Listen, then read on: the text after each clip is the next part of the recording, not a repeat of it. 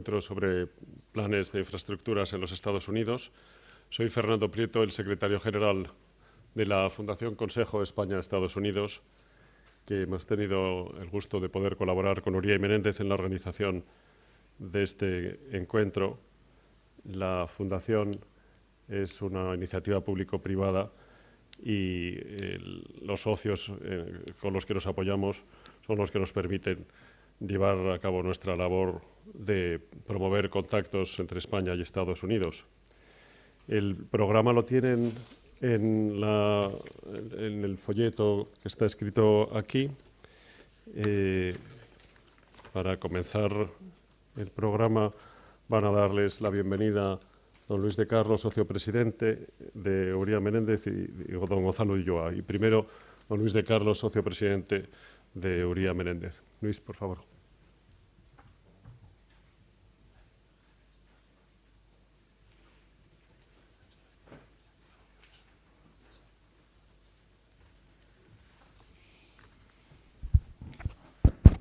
Bueno, buenos días, good morning and welcome to Uría Menéndez. Muchas gracias a todos por su asistencia esta mañana a este seminario sobre el plan de infraestructuras en los Estados Unidos. Quería agradecer muy especialmente a la Fundación Consejo España, Estados Unidos, a cuyo patronato nos honramos de pertenecer, la iniciativa de organizar un seminario de tanta actualidad e interés como el que nos reúne hoy aquí y permitir a nuestro despacho colaborar en su organización. Para nosotros es un placer recibirles en esta casa. Nos reunimos hoy para intentar desentrañar aspectos claves de una iniciativa legislativa que va a tener un grandísimo impacto en la renovación y mejora de las infraestructuras de los Estados Unidos y cuyos efectos se van a hacer sentir más allá de sus fronteras y en otros lugares de España. El consenso bipartidista en Estados Unidos ha permitido la aprobación de la Infrastructure Investment and Jobs Act. Esta iniciativa legislativa va a generar multitud de oportunidades para el sector de las infraestructuras. Nos encontramos ante una ocasión extraordinaria. Para dar una idea de su dimensión, el plan incluye una inversión de fondos federales de cerca de 550.000 millones de dólares en total para invertir en carreteras, puentes, puertos, aeropuertos, instalaciones de agua, redes para expandir el Internet de alta velocidad y un larguísimo etcétera de diferentes infraestructuras. La Infrastructure Investment and Jobs Act permitirá fortalecer el crecimiento económico en los Estados Unidos, aumentar la competitividad y la sostenibilidad de su economía y mejorar la cantidad y calidad de su empleo. Se estima, por ejemplo, que las inversiones crearán cerca de 2 millones de empleos de media durante los próximos 10 años y será la mayor inversión federal en trenes de pasajeros desde la creación de Amtrak. Pero la magnitud de un plan como este no va a agotar sus efectos en Estados Unidos, sino que estos se van a proyectar fuera de sus fronteras. Y es aquí donde este seminario y las empresas españolas ligadas al mundo de las infraestructuras juegan un papel relevante. Las empresas españolas de infraestructuras, muchas de ellas patrocinadores, y quiero dar las gracias especialmente a Ferrovial y a Vertis, que colaboran y patrocinan este seminario, y también a Fedea. Como digo, son líderes mundiales en su sector y, en particular, hace años que Estados Unidos es uno de los mercados de referencia. Aprovechando, por un lado, el referido plan de inversión y, por otro, la experiencia, liderazgo y saber hacer de las empresas españolas en este campo, a lo largo de las sesiones de esta mañana se van a abordar, partiendo de los casos particulares de los estados de Carolina del Sur y Nuevo México, los principales retos que las empresas españolas habrán de afrontar a la hora de acometer con éxito proyectos de infraestructuras en los Estados Unidos. Es esta una ocasión inmejorable para que empresas españolas de diferente tamaño y grado de internacionalización puedan tener una mejor idea de lo que pueden esperar y cómo desarrollar con éxito un proyecto en un país que brinda unas oportunidades difíciles de encontrar en la actualidad en ningún lugar del mundo. Para finalizar, quiero agradecer una vez más a la Fundación Consejo España-Estados Unidos la iniciativa y especialmente a los ponentes, empezando por Linda Caruso, agregada comercial de la Embajada de los Estados Unidos, a quien agradezco su presencia, y al resto de ponentes que van a intervenir en las sesiones de la mañana su contribución y esfuerzo a tan magnífico seminario que estoy seguro que será de grandísimo interés y utilidad a todos los asistentes. Muchas gracias.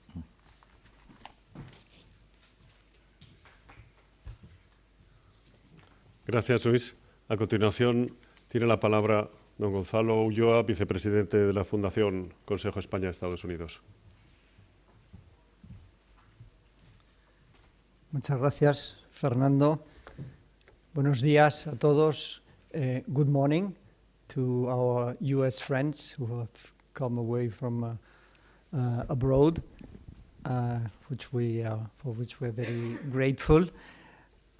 Voy a tratar de explicarles de forma muy somera, con unas pocas palabras, qué es la Fundación Consejo de España, Estados Unidos, US Spanish Council, Spanish US Council. Es una iniciativa de colaboración público-privada y en su patronato tenemos algunas de las 30 empresas con inversiones, algunas en Estados Unidos, algunas muy relevantes, otras también en el patronato que están interesadas en hacer inversiones en Estados Unidos, y también el Ministerio de Asuntos Exteriores y otras instituciones públicas como el ICEX. Es un patronato muy diverso y muy complementario. Este patronato nació hace 25 años, al igual que su contraparte en Estados Unidos, el US Spain Council, que actualmente preside el senador de Nuevo México, Ben Rey Luján, a quien hemos conocido en Bilbao en las últimas en el último foro internacional que hemos hecho del patronato. La principal labor de la Fundación es fomentar contactos entre personalidades de la sociedad civil española y de los Estados Unidos a través de los foros anuales. Y me refería a esto cuando decía que el último había sido en Bilbao a principios de julio de este año. La Fundación también trabaja para mostrar asuntos españoles relevantes en Estados Unidos, como hizo con la exposición Diseñar América, que tenía varias secciones sobre ciudades y caminos en Estados Unidos en la época española, y tenía además una parte dedicada a la labor actual de muchas empresas españolas de ingeniería y de obra civil. Igualmente, la Fundación se esfuerza por tratar en España sobre las cuestiones norteamericanas que afectan a los intereses españoles en Estados Unidos, como ocurre justamente con el encuentro que nos reúne hoy. Todos sabemos que las infraestructuras se están desarrollando mucho en Estados Unidos y que van a seguir haciendo en los próximos años, y que en España hay mucho interés por este asunto, y aquí me remito a las palabras de Luis de Carlos, el socio presidente de Uría Menéndez, que acaba de dar algunas cifras sobre la importancia del tema de las infraestructuras en Estados Unidos. Por eso la Fundación ha querido atender a ese interés y traer a Madrid una presentación de todo el desarrollo de un proyecto de infraestructuras en Estados Unidos de manera general, y apoyándonos luego en dos ejemplos o casos concretos, Carolina del Sur y Nuevo México. Estamos muy agradecidos, en primer lugar, a nuestros invitados de Estados Unidos por haber hecho el esfuerzo de venir hasta Madrid, gracias también a la Embajada de Estados Unidos por su apoyo en este evento y por su participación a través tanto de la sección comercial como de la sección consular. Quiero agradecer también el interés y la participación en este evento del Ministerio de Comercio, Industria, Comercio y Turismo, de la Asociación de Empresas Constructoras y Concesionarias de Infraestructuras, SEOPAN.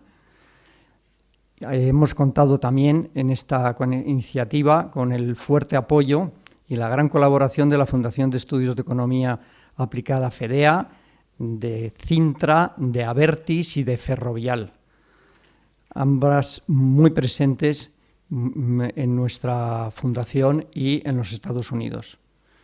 A Uría Menéndez, muchas gracias. Luis, miembro de nuestra fundación, y sin que su generosidad, cediéndonos este magnífico espacio, no hubiera sido posible llevar a cabo estas jornadas. Por último, gracias especiales al equipo de la Fundación por el gran trabajo que han hecho para hacer posible este evento.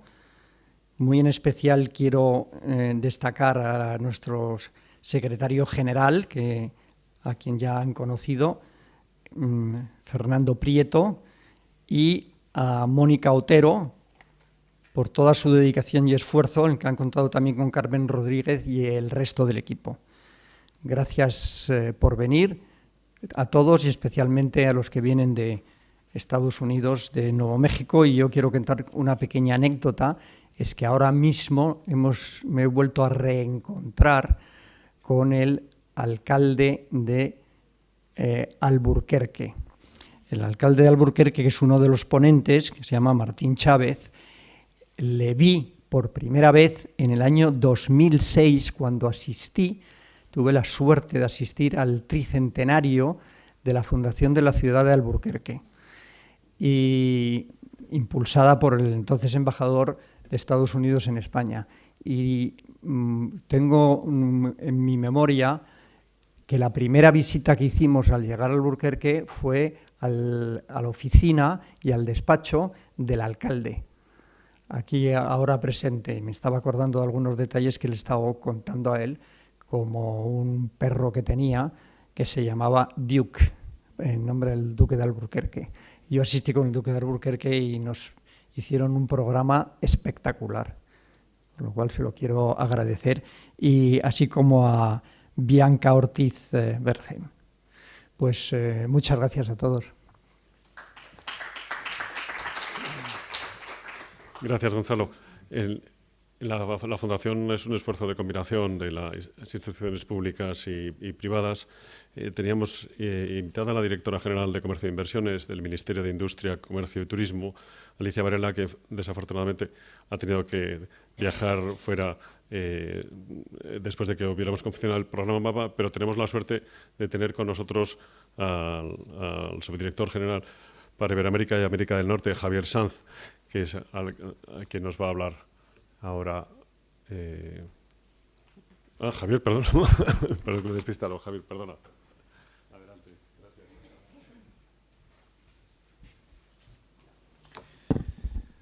Bueno, buenos días a todos. En primer lugar, reiterar la disculpa de Alicia, que no ha podido estar por tener que asistir con el presidente del Gobierno a un viaje a Corea. Lógicamente no ha podido decir otra cosa, entonces tendrán que conformarse conmigo, me temo. Quisiera agradecer en primer lugar a nuestros anfitriones, tanto a Uría como a la propia Fundación Consejo, la celebración de este seminario tan interesante, y quisiera agradecer también, por supuesto, la presencia de las personas, both of you coming from South Carolina and New Mexico. Thank you very much. It's a pretty long way. And also my friend Linda from the American Embassy. Thank you very much. Es un placer estar aquí y compartir esta jornada. España lleva trabajando muchísimos años con Estados Unidos. El trabajo con este país es esencial.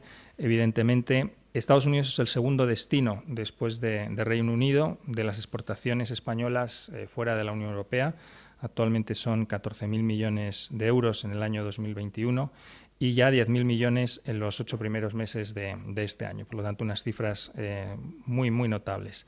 También es el principal inversor en España, con 107.000 millones de euros en términos de stock, una cifra que probablemente se elevará nuevamente durante este año. Disponemos ya de algunos datos del registro de inversiones del primer semestre de 2022 y los flujos de inversión extranjera productiva recibidos por España ascienden a 15.600 millones de euros, lo que representa un 87% comparado con el mismo periodo del año anterior y un 4,6% de incremento con respecto a la media de los últimos 5 años. Son unas cifras extraordinarias y a ellas han contribuido de una manera muy sustancial Estados Unidos, que junto con Reino Unido concentra el 57% de esos flujos de inversión. Por otra parte, España sigue siendo también el 10º inversor en Estados Unidos, con una cifra en stock de 86.000 millones de euros, una cifra muy relevante a la que han contribuido de manera decisiva algunas de las empresas que están aquí o pueden estar a lo largo de nuestra jornada y que tienen una presencia en el país cada vez más importante. También en este caso estoy seguro de que las cifras de inversión española en Estados Unidos aumentarán gracias a las oportunidades que se abren para aquellos que ya están establecidos en Estados Unidos, especialmente puesto al hilo, digo, de las dos leyes sobre las que vamos a tratar a la jornada de hoy. Por un lado, la Ley de Inversión en Infraestructuras y Empleo y, por otro lado, la Ley de Reducción de la Inversión. Comentaba especialmente para los que ya están establecidos en el mercado americano, porque la Ley de Inversión en Infraestructuras y Empleo incorpora un endurecimiento del Buy America, que puede hacer un poco complicado la exportación de determinados elementos o componentes para los proyectos de infraestructuras, y también porque algunas leyes algunas disposiciones incluidas en la ley de reducción de la inflación podrían no ser enteramente consistentes con las normas de comercio internacional. Todas estas cuestiones son bien conocidas para nuestros colegas de Estados Unidos. Se ha creado ya un grupo de trabajo en la Unión Europea y estoy seguro de que podremos encontrar una solución lo antes posible.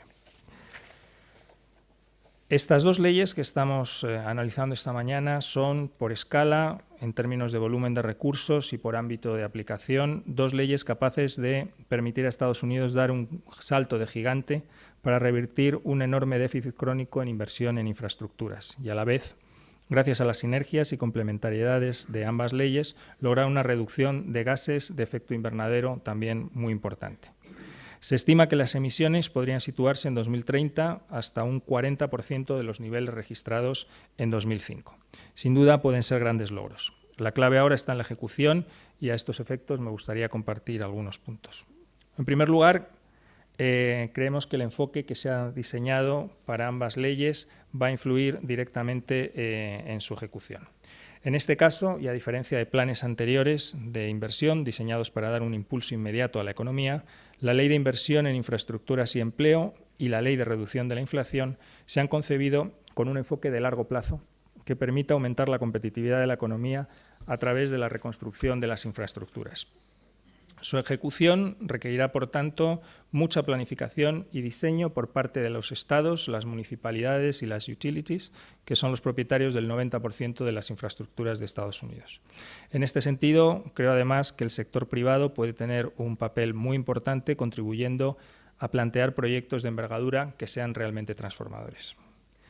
Siendo conscientes de que se necesitará tiempo, en el caso de la Ley de Inversión en Infraestructuras y Empleo, es importante destacar el enorme esfuerzo que está haciendo el Gobierno federal y los estados para empezar a ejecutarlo lo antes posible.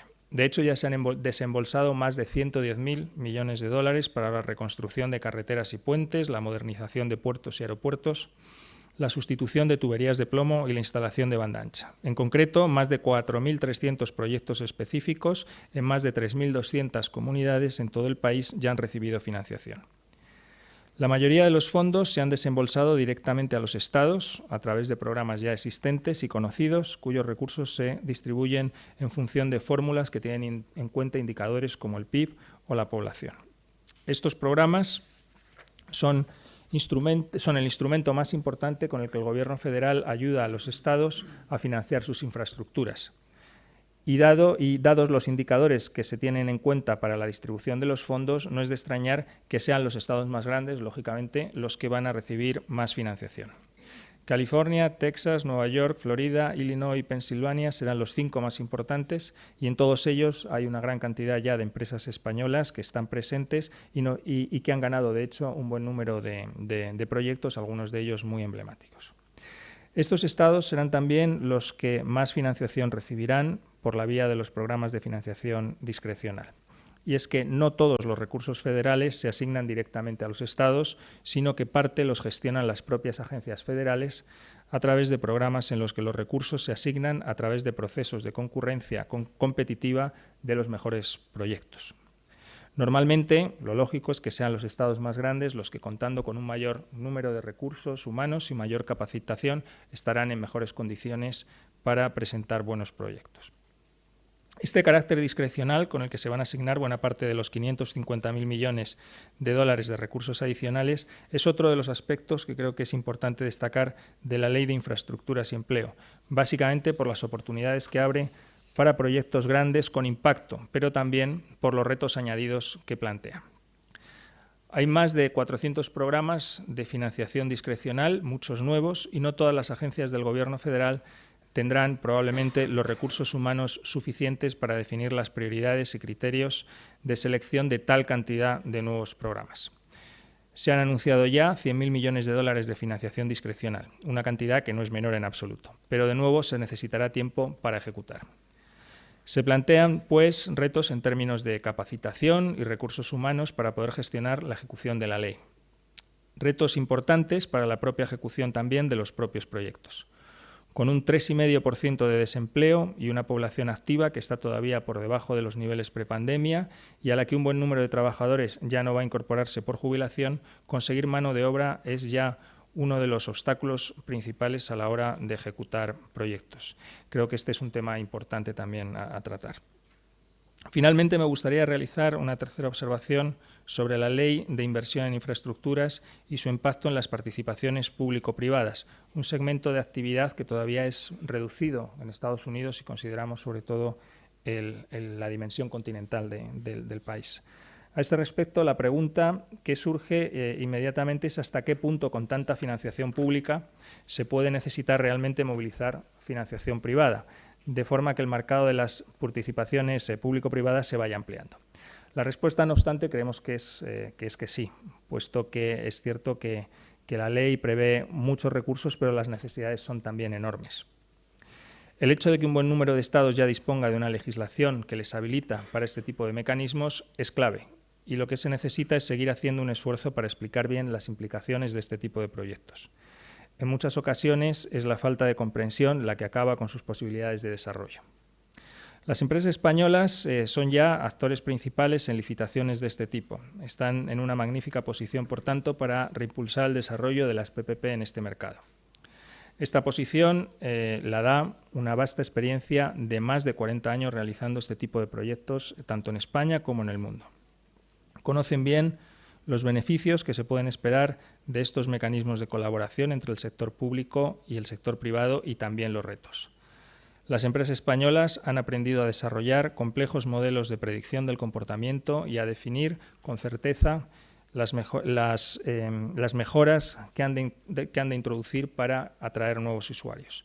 Por ejemplo, en el transporte de carretera, mediante una gestión inteligente de los peajes y la incorporación de sistemas de información en tiempo real sobre congestiones y accidentes. También pueden aportar algunos ejemplos de marcos regulatorios y procesos estandarizados que contribuyan a agilizar la ejecución de este tipo de proyectos. Estoy convencido de que las empresas españolas estarán encantadas de compartir esta experiencia con nuestros colegas de Estados Unidos. Me voy a referir ahora brevemente a la Ley de Reducción de la Inflación. La ley complementa y abunda en los objetivos de la Ley de Inversión en Infraestructuras y Empleo en la medida en que prevé una inversión sin precedentes para modernizar el sistema energético estadounidense. En particular, de los 430.000 millones de dólares previstos en la ley, 369.000 se van a dirigir a financiar inversiones en seguridad energética y cambio climático, sobre todo a través de incentivos fiscales y programas de... Me he perdido. I completely lost, I'm sorry. Okay. Incentivos fiscales y programas de subvenciones y préstamos. La complementariedad y las sinergias entre ambas leyes se percibe con claridad, fundamentalmente en dos áreas: transporte y energía. En el área de transporte, la ley apoya la compra de vehículos eléctricos con incentivos fiscales, que se sumará a un programa de subvenciones para apoyar el desarrollo de tecnologías avanzadas de automoción y promover también la promoción doméstica de este tipo de vehículos. Además, la ley prevé incentivos fiscales para la utilización de combustibles sostenibles y alternativos en la aviación y para la descarbonización de otros medios de transporte pesado. En el área de energía, tiene como objetivos acelerar la investigación, el desarrollo y el despliegue de energías limpias, promover su generación, transmisión y almacenamiento y, finalmente, apoyar la fabricación de la cadena de suministro en Estados Unidos. En total, más de 140.000 millones en incentivos fiscales para promover la instalación de plantas de generación en energía renovable.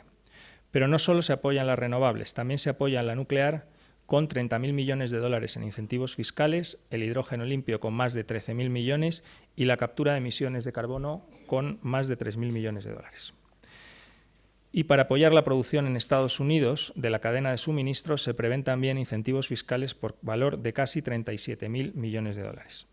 A los hogares y a las empresas también se les apoyará para facilitar su acceso a energías limpias y equipamiento energético eficiente. El problema, como decía al principio, es que algunos de los subsidios incluidos en la ley, como el Clean Vehicle Tax Credit o el Hydrogen Production Trust Credit, podrían generar distorsiones de mercado y ser contrarios a las normas de comercio internacional. A España le preocupa el impacto que estas medidas puedan tener en nuestro sector de automoción, dada la integración de los procesos de producción existentes.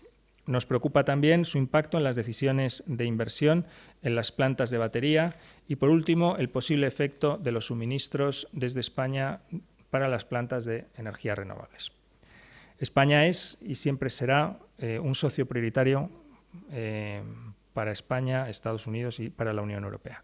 Mantenemos unas relaciones profundas y privilegiadas en los aspectos económicos, comerciales y de inversión. Entre todos, creo, debemos trabajar para mantener el espíritu de colaboración que nos marcamos en la cumbre bilateral de junio de 2021 y de esta forma aprovechar las oportunidades que plantean las respectivas decisiones de inversión transformadoras de nuestras economías. Y siempre desde España trabajaremos para que así sea. Les deseo que tengan muchísimo éxito en esta sesión y sobre todo a nuestros colegas de Estados Unidos que tengan muchísimo éxito también en la aplicación de estas dos leyes tan importantes para el desarrollo de su país. Muchísimas gracias. Muchísimas gracias, Javier, por esta gran panorámica de la situación de la legislación del programa general en los Estados Unidos. Tenemos la visión complementaria gracias a la Linda Caruso, a la agregada comercial de la Embajada de Estados Unidos, para hacer también este telón de fondo. Por favor, Linda.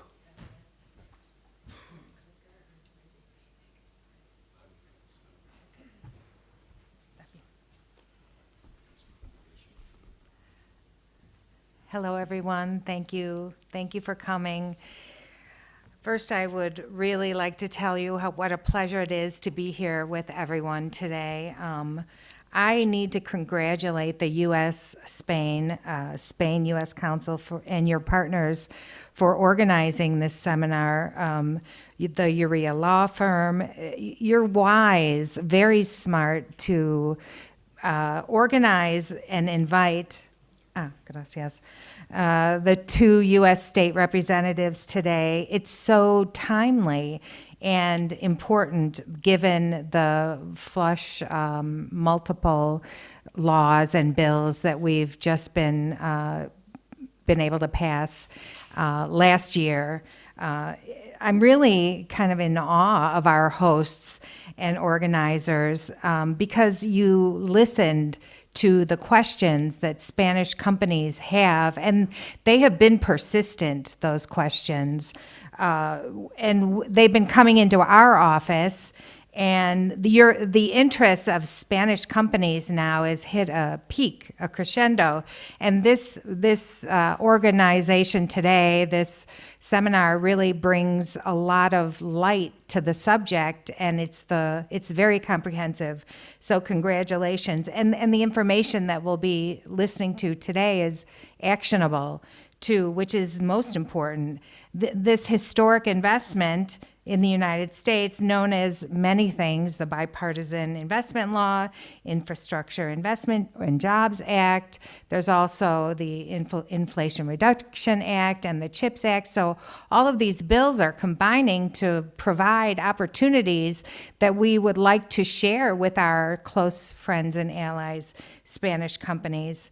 So, and, giving thanks, maybe because next week is our Thanksgiving in the United States, States. I really need to recognize my colleagues at the U.S. Embassy and in my office. Helen Crowley, can you raise your hand? She has been so persistent in tracking down information and data to provide to you. And so I would just like to say thank you, Helen, and the rest of my colleagues in the embassy. Without their day in and day out, looking out for the needs of the Spanish companies and the connecting the dots between where the U.S. opportunities and Spanish companies lay, we wouldn't be able to call ourselves a successful office. So thank you. As Fernando indicated, I'm the commercial attaché with the U.S. Embassy. And before I tell you about my office, I'm not going to go into as much detail as Javier, who has really a lot of information on all of the budget and the acts. I'm just going to share with you very briefly what, I don't know. Let's see, yes. What we know in our office and how we can help you. So first, you'll notice that we love acronyms and that we use acronyms, the IRA, the BIL, the IIJA, whatever you want to call it. These laws are historic. And the history is that we haven't made this kind of investment since the Eisenhower Act, Highways Act in the 1950s. So we're in the United States all still trying to get to the bottom of the bills and trying to figure out how do we get this out into the public hands as quickly as possible. The other way that this historic bill is different is that the definition of infrastructure has changed. So now infrastructure, you've heard some statistics from Javier that infrastructure includes broadband, so things that you would find in an economy of the 21st century. Climate, energy, environmental projects, and all the traditional transportation roads, highways, bridges, railroads, et cetera, ports and airports. So this investment is so desperately needed. 1 in every 5 miles of highway roads needs repairing or upgrades. Nearly 450,000 bridges need repair. So our state of infrastructure, it really does need some support now, and you'll learn about the ways the Department of Transportation is working to get those projects on the road. So the good news really is that before, actually yesterday was the 1-year anniversary of the passage of the law, and so now you can find a lot of the funding available online for all 50 states. Previously, we knew, oh, it's a bill, it has a lot of money, and then it's unpacked into all of these buckets. And the buckets you've heard of before that include, all the different sectors. But now you can also, besides learning specifically where the rubber hits the road from South Carolina and New Mexico, how they're handling, what projects they have.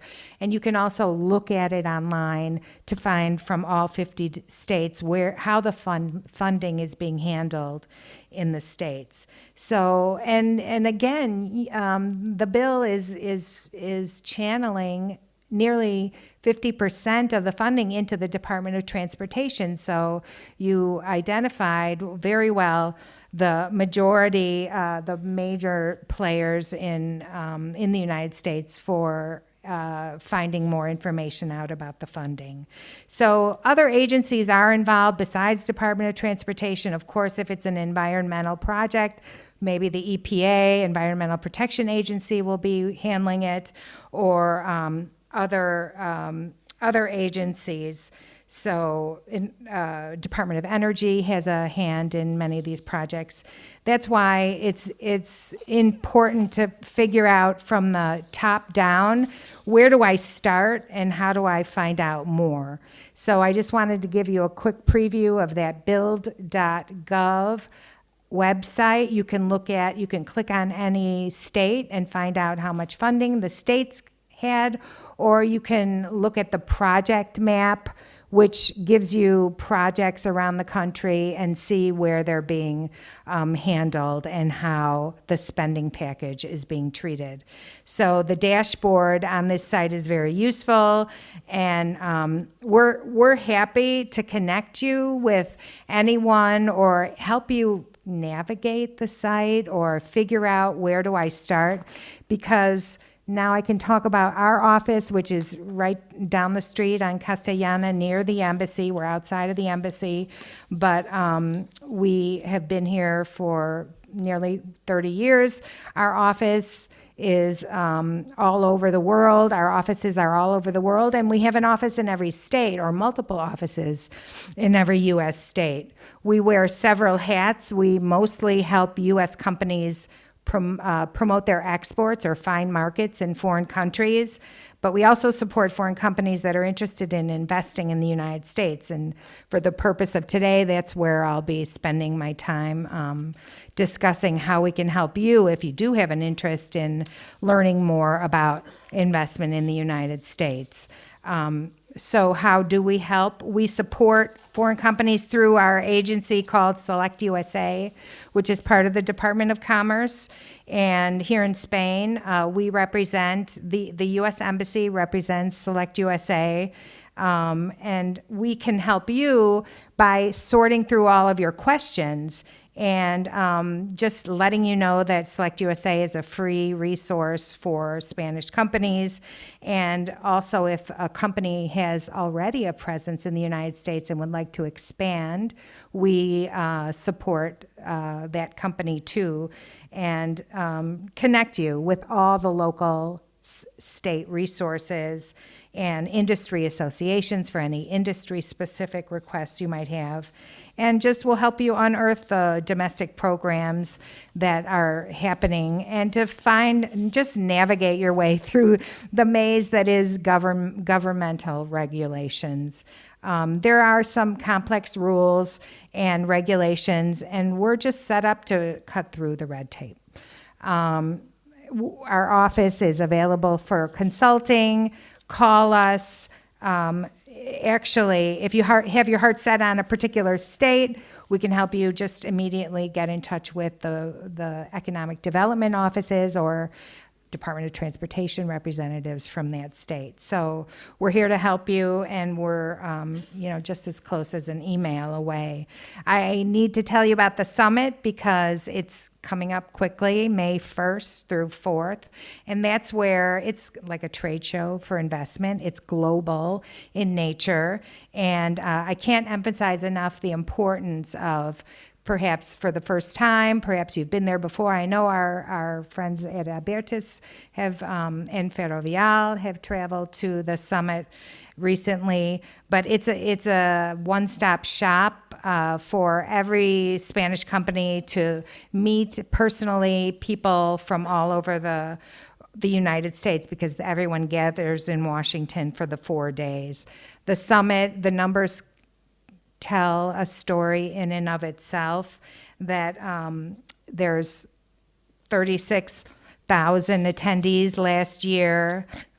Cabinet members, 6 cabinet members came, 8 governors, multiple CEOs, and it's global. So you can see what other countries are doing and how they're trying to learn more about the investment opportunities in the United States. It's a very cost-effective way you don't have to travel from coast to coast. You can just meet everyone in Washington, D.C. at one time.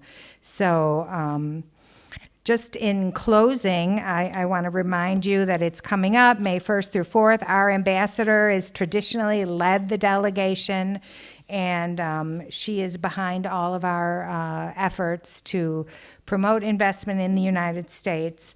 And we would be very pleased to have any Spanish company join us for next year.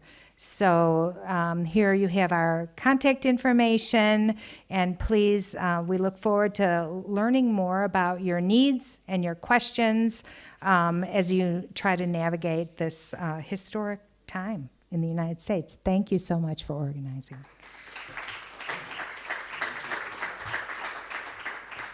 Thanks a lot, Linda. That was awesome. Una excelente presentación. Pero pasamos ya siguiendo con la agenda y manteniendo el tiempo a la primera parte de la sesión. Es la puesta en marcha, las fases iniciales, la planificación, contratación, financiación, con el ejemplo, el caso concreto de Carolina del Sur. Voy a invitar a pasar al estrado a Ángel de la Fuente, director ejecutivo de Fedea, a Justin Powell, jefe de gabinete, Chief of Staff en el South Carolina DOT, y a Gemma Magre, subdirectora de asesoría jurídica de Abertis Infraestructuras.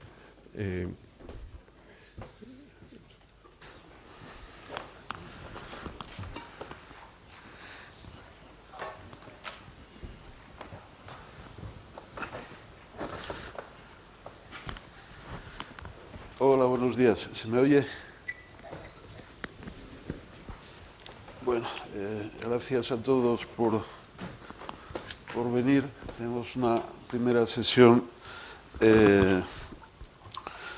con dos ponentes. El primero es Justin Powell, que trabaja para el Departamento de Transportes de Carolina del Sur. Carolina del Sur es, creo que, el cuarto estado en términos del tamaño de su red de carreteras públicas, que además están ahora mismo en un proceso de mejora y de mantenimiento, de mejora de las obras. Justin es ahora mismo el Chief of Staff, el jefe de gabinete del departamento encargado de proyectos estratégicos, que antes fue Deputy Secretary para Finanza y Administración en el mismo departamento, y antes trabajó en varias administraciones locales, en 2 condados y una ciudad, siempre en temas de este tipo, ¿no? O sea, tiene una experiencia grande en temas de infraestructuras desde distintas perspectivas, distintas administraciones. Gemma Magre, es sería vicedirectora del departamento legal o algo así, ¿no? Aquí pone Deputy General Counsel, pero en castellano supongo que sería...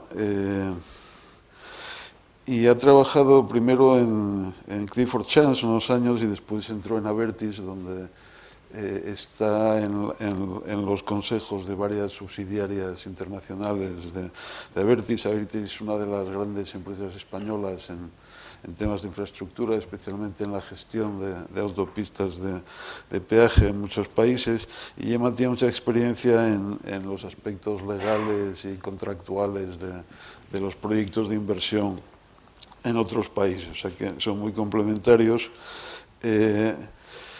I'm going to ask Justin to tell us about South Carolina's infrastructure needs and plans, also on the general framework for infrastructure funding in the U.S. and the new opportunities that open up with the recent federal aid packages that are making it possible to increase investment in infrastructure in the U.S. states very quickly in recent years. And Gemma to tell us about Abertis' international experience in the field of infrastructures and what Abertis in this particular case and Spanish companies in general can offer to American state governments and to other international clients. And then there'll be a second round. We'll go deeper into some of these issues, and then we'll open up for questions. So Justin, please. Muchas gracias. Buenos días. Thank you for the opportunity to come here. Thank you to the Fundación for the opportunity to come to Madrid. This has been the hospitality from the team there has been fantastic. So thank you for the opportunity. Thank you to the sponsors for this event. I think the partnership between Spain and the United States is a long and deep partnership, and I would say that the Infrastructure Investment and Jobs Act and a variety of other pieces of legislation that have been passed really do provide an opportunity to deepen and build upon that long-standing partnership. I want to, for the audience, thank you for letting me speak obliging me to speak in English today. I'm the product of 13 years of French lessons, and so it would be painful if I had done my Spanish today. But I want to thank Natalia Chandler in my office, who did a tremendous job in correcting many of my translations here on the PowerPoint that I have for you today. So I wanted to start my talk today about my own personal career. As Angel mentioned earlier, I spent many years in local government in South Carolina before I came to the State Department of Transportation back in 2019. And South Carolina is divided up into 46 administrative divisions called counties. Condado is probably the closest term in Spanish, but it is the basic unit of local government for taxation, courts, police services. And I spent part of my career, a few years, in a place called Dorchester County. It's about 1,500 square kilometers, and it is very close to Charleston. And so Charleston, which is our largest city, and on the lower end of that county, it is predominantly a suburb, but overwhelmingly it is a very rural community, and one of the very small towns in there, a population of about 600 people, is a town called Harleyville.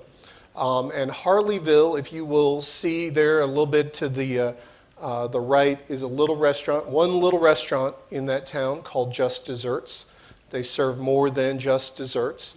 And what you will find when you go in there would be, even in a remote corner of South Carolina off the beaten path, you would often hearing Spanish is common in the United States in a restaurant. Hearing Castilian Spanish is very uncommon. And why is that? Harleyville is the center of cement production in South Carolina, and there are 3 major factories there, all owned by European firms, and one of them is Giant, long-time standing firm there, which is actually owned by FCC here in Spain. So there is already a connection and partnership between South Carolina and Spain in the infrastructure sector. Just to kind of give you some context about South Carolina, we are in the southeastern corner of the United States. We are between states you might be more familiar with, Georgia, home of Atlanta, which was the host of the Olympic Games about 25, 26 years ago, large corporate center, large transportation center, and then North Carolina, also a larger state, home to Charlotte, which borders South Carolina and is a major banking capital. Bank of America has its corporate headquarters in North Carolina. So to kind of give you a context, we're in between. We have 3 distinct regions. We are roughly both geographically and population size about the size of the Republic of Ireland. And we have 3 geographic regions. Charleston is our oldest city. It was founded in 1670 by the English, and it is a large port community.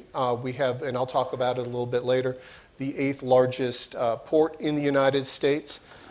It also is home to several large manufacturers. Boeing, Mercedes-Benz, and Volvo have large facilities there. Columbia is our state capital, our administrative center, and home to our largest university. And then Greenville is between Charlotte and Atlanta, is our industrial center with significant corporate presence from a number of European firms. It's also near to our top engineering university, which is Clemson University, as well. And if there are any fans of American football, which is not football for this audience, Clemson is one of the top schools for football in the United States.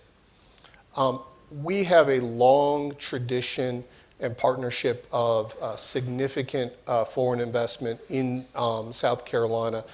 We have over 1,200 international firms. About 7% of our workforce is tied to European firms, and it is historically strongly with the German companies. We have BMW's largest manufacturing plant. We have Bosch and Continental provide significant investments. We are Greenville is the North American headquarters for Michelin, and there are significant investments. They have a significant number of plants. We also have, as I mentioned, Volvo, probably the largest Spanish industrial company related to our very significant automotive sector is Gestamp, which has a manufacturing plant that supports the BMW complex outside of Greenville.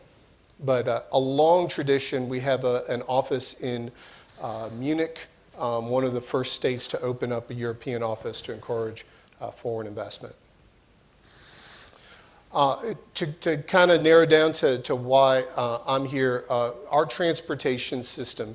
So we are, because of that foreign investment, because of BMW, we have a very large and robust port. We have the 8th largest container port in the United States. That is run by a separate sister state agency from mine, but we are in the process of deepening our harbor to 16 meters, which will be the deepest harbor on the east coast of the United States, making significant investments in a new port terminal that has just recently opened. And so we are well positioned to continue our long-standing connections to Europe and the overall economy from there. We have 2 Class 1 railroads. Class 1 is an American definition of 2 of our largest railroads, Norfolk Southern and CSX, and they serve the Port of Charleston and provide significant import there. And then finally, we have the 4th largest state highway system in the United States, which is unique for a relatively small state as we are geographically, approximately 66,000 kilometers, that you would find that many of our roads are roads that would be run by local governments in other states. So we have a very large and very significant system to maintain that other states just do not have.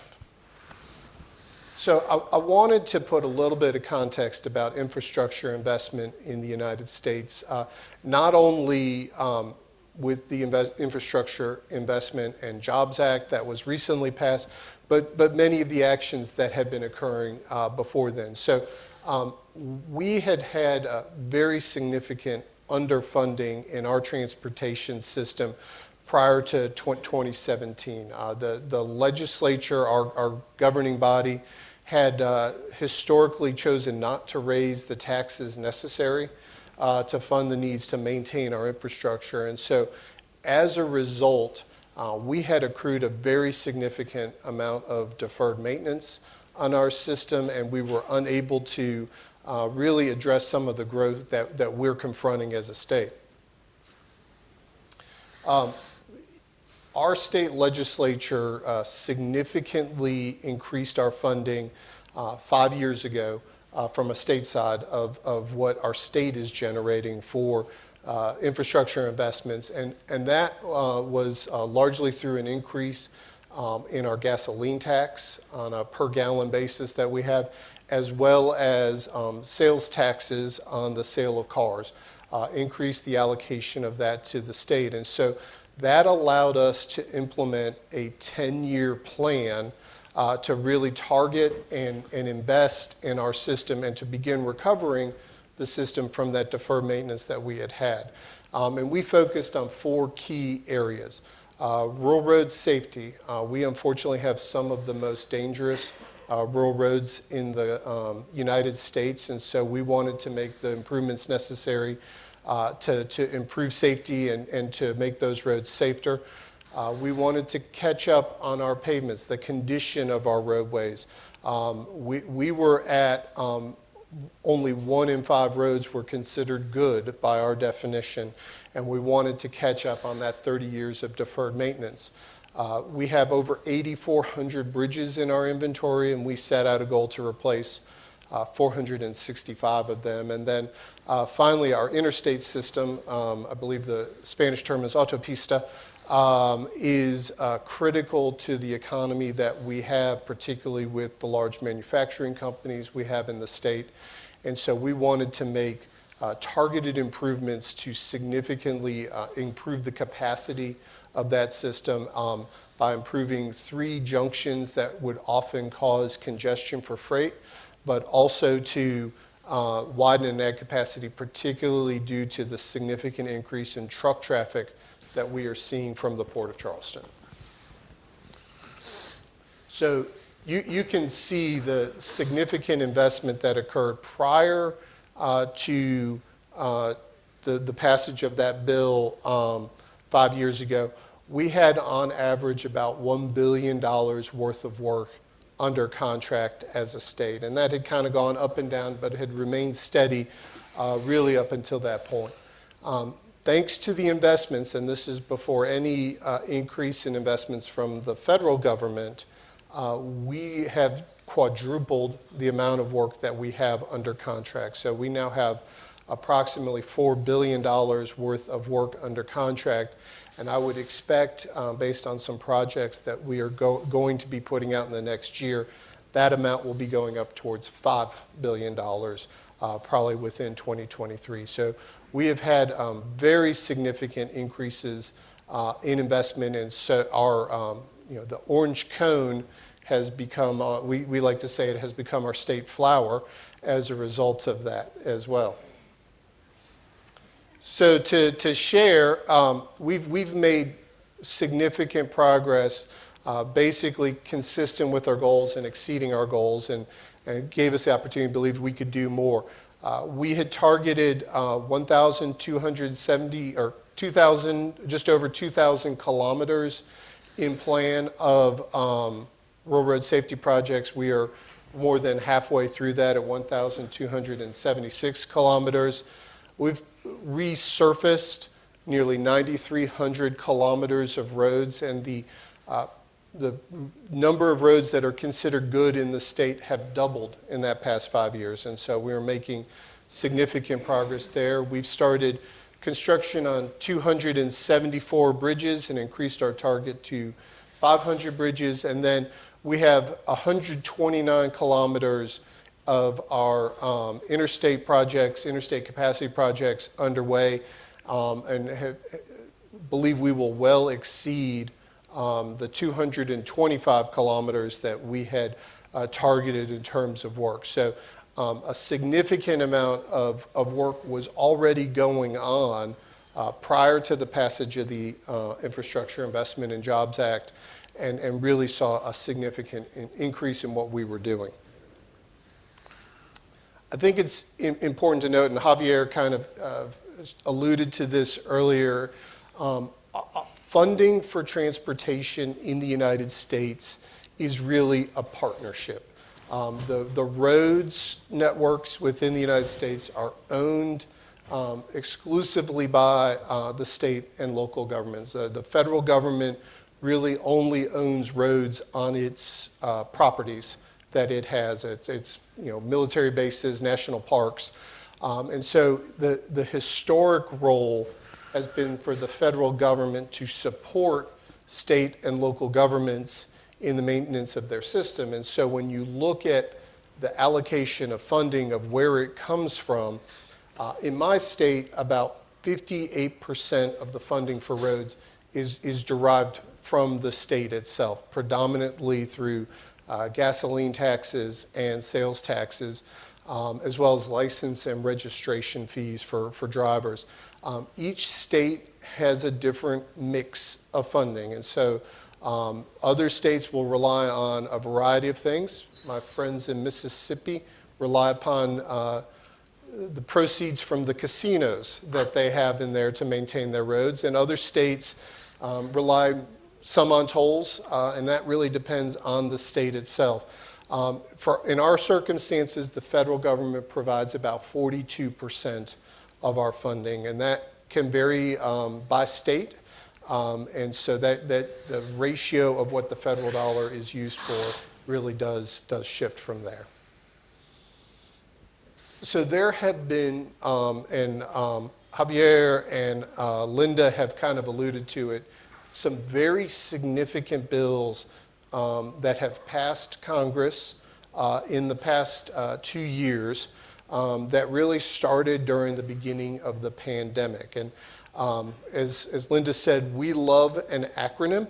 And I am not going to pain the translators in trying to spell out these acronyms, but the first major piece of legislation was known as the CARES Act, and that was passed at the very earliest days of the pandemic, and it was basically there to keep the American economy afloat during that very difficult time, during the beginning of lockdowns. And but what I would say was what was a part of it within transportation, there were significant dollars to keep public transit, mass transit systems afloat and operating when people stopped coming in. And so there was significant dollars coming in from there.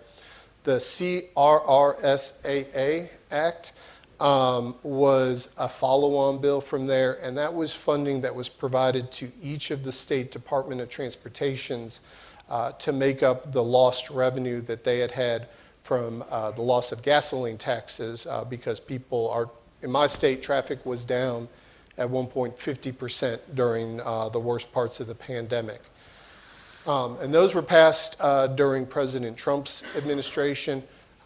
The American Rescue Plan was the first major piece of legislation passed during President Biden's administration, and provided significant dollars to state and local governments. My state received about $2.5 billion to be allocated as it chose, and my state has chosen predominantly to put those dollars towards infrastructure. So dollars were put to water and sewer utilities, broadband infrastructure. We have some rural areas where broadband, high-speed internet is not there.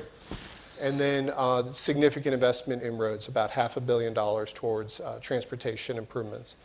And then the last one I'll cover, and I know that there was some discussion about the Inflation Reduction Act that recently passed, is the Infrastructure Investment and Jobs Act, which was really a very significant increase in the funding that were being provided for a variety of infrastructure, but at its core was funding for roads, highways, rail, both passenger and freight, and mass transit.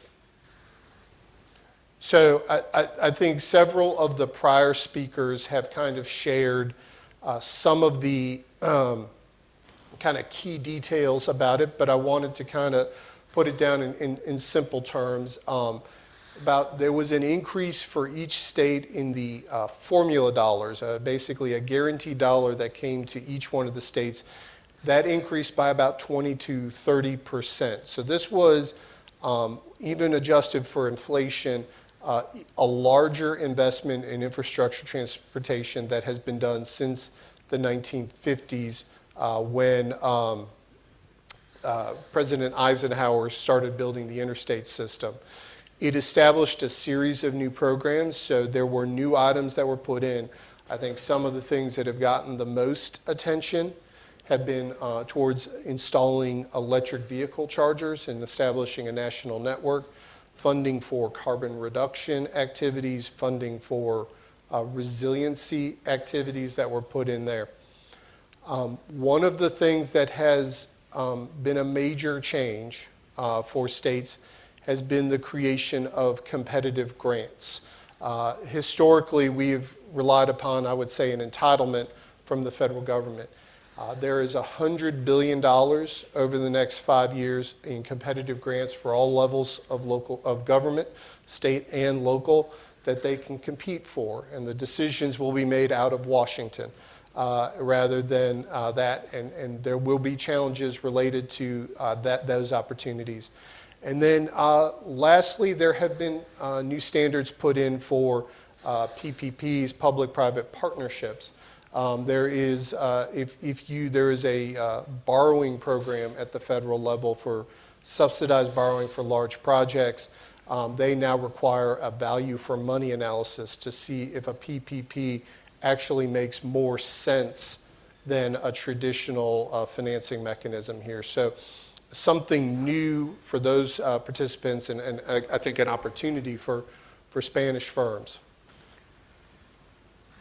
As I mentioned, there are some very, very significant opportunities that are out there. It is the highest level of investment in transportation that has been seen from the federal government really in almost 70 years. Very significant opportunities. There are new types of projects, so it will allow us and force us to think outside of our traditional missions of building roads and building bridges. And what I would say is there is a significant increase in funding that really will provide opportunities for firms to provide expertise in large-scale projects. And I think that is an area of strength that Spanish firms have in terms of managing and maintaining large projects that we have out there. There are, like with any new project, new build, there are opportunities, but there are also challenges. The Infrastructure Investment and Jobs Act was a 2,000-page piece of legislation when it went through Congress. So it was an incredibly large piece of legislation. I had the misfortune of having to read all 2,000 pages when one of our senators asked us if it was a good thing or a bad thing when it was being done. So through a lot of beer in 6 hours, we were able to get through it. But that's just the start in the American system. And so the U.S. Department of Transportation and the other agencies have to basically put out a series of regulation and administrative guidance to implement that. And I would say it has been slow because of the sheer size of the legislation that is out there.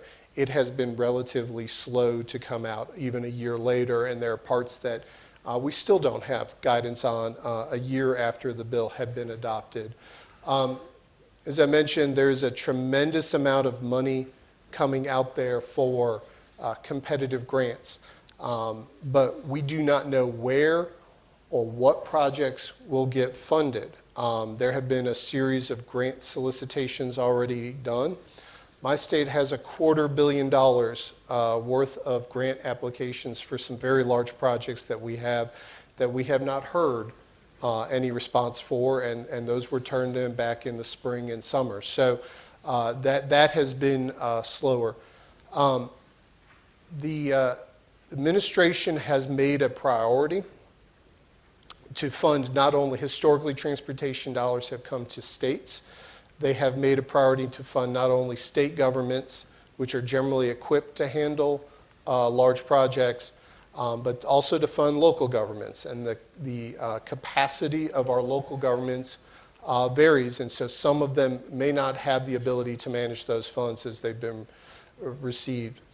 And then I think lastly, in terms of challenges we see, just like I think everybody is confronting right now, supply chain, workforce, industry capacity are all creating inflation pressures. We are seeing our prices and our costs for projects going up as a result of that. So, those hopefully will calm down now that interest rates are being increased. But that's still a significant challenge, I think, across the board for any of the states, not just my own. So to kind of give a little context about the dollars that we have put, those federal dollars that we've gotten into context, just to kind of give you a little taste of what we are working on. First of all, we have a fast-growing, we're the 10th fastest-growing state in the union, and that growth rate accelerated during the pandemic. We have seen significant growth in our urban areas, and so we recognize the need to deal with congestion, and so we have provided funding to our urban areas for congestion projects. At the same time, our rural areas have generally been stagnant or declining in their population, and so we wanted to provide, we have also providing funding for them in terms of better connecting them to the global economy. We've really continued all of our work and opportunities on bridges and on safety and on paving all of those interstates of our priorities. that we've already established and are really aiming to increase our program. I wanted to share just a few things out there that we have going on. So we have a very significant program to improve our interstate system. And we have projects basically going on in every corner of South Carolina. We have just entered procurement for what will be our largest project, which is in the Columbia metropolitan area. But we also have projects in the Charleston area that will be in the $4 to $6 billion range when they come to the get out of kind of the project development stage later in the decade. But one of the things we've really focused on and where we've put our dollars is to accelerate adding capacity to our interstates to deal with the increase in port traffic that we've had from the expansion of Port of Charleston. And so we've actually used those new federal dollars, both from the American Rescue Plan and the Infrastructure Investment and Jobs Act, to significantly accelerate those projects. And so what we were contemplating taking about 13 years to do, widening the road between Charleston and Columbia, we have accelerated into basically a 7-year time frame of getting those underway. And then I-95, which is the major north-south connection between Florida and New York, adding capacity there as well and accelerating that by 3 years. Just kind of the example of what we've had. We've had a significant interest in bridges, and that is where we are focusing our time, effort, and energy in seeking these competitive grants, both in seeking bridges in a bundle, doing multiple bridges, 5, 10, 15 bridges in a single construction contract, and then also pursuing large bridges that we might not necessarily be able to accomplish relying upon our regular streams of income as well. And then lastly, we've really focused on transit, and so we will be using the funds in the Infrastructure Investment and Jobs Act.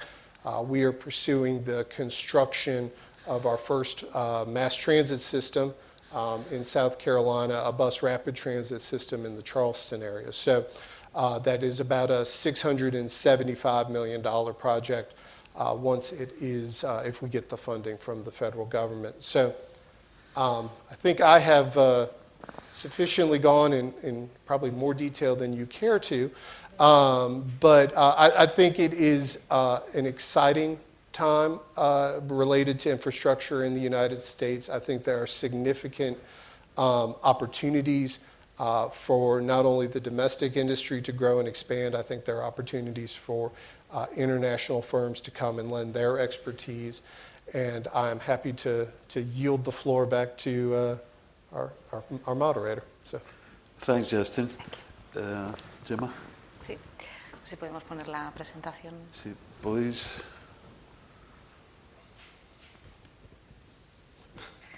Bueno, mientras van poniendo la presentación, muchísimas gracias por habernos permitido participar en nombre de Abertis.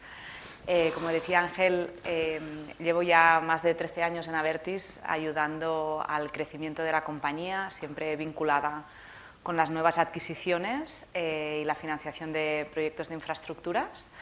Y además de esta parte más de la adquisición del propio proyecto, como decía también Ángel, sigo luego involucrada en los consejos de administración de las últimas compañías en las que hemos comprado alguna nueva participación, hemos incrementado el porcentaje, ayudando con la gestión con los socios y también ayudando en la gestión con nuestros socios, que al final son los estados, ¿no?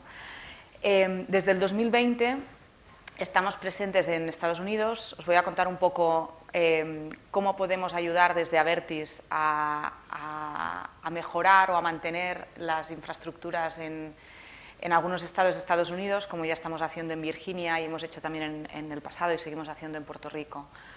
A ver. Bueno, no os voy a aburrir con toda la historia de Abertis, pero sí que me gustaría contar algunos de los casos de algunos países donde yo creo que los ejemplos son muy ilustrativos de lo que estamos haciendo y de cómo una compañía como Abertis puede ser un muy buen partner.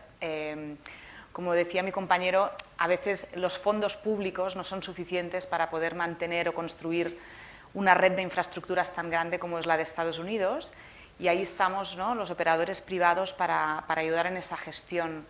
Y este es nuestro negocio, es el negocio de Abertis.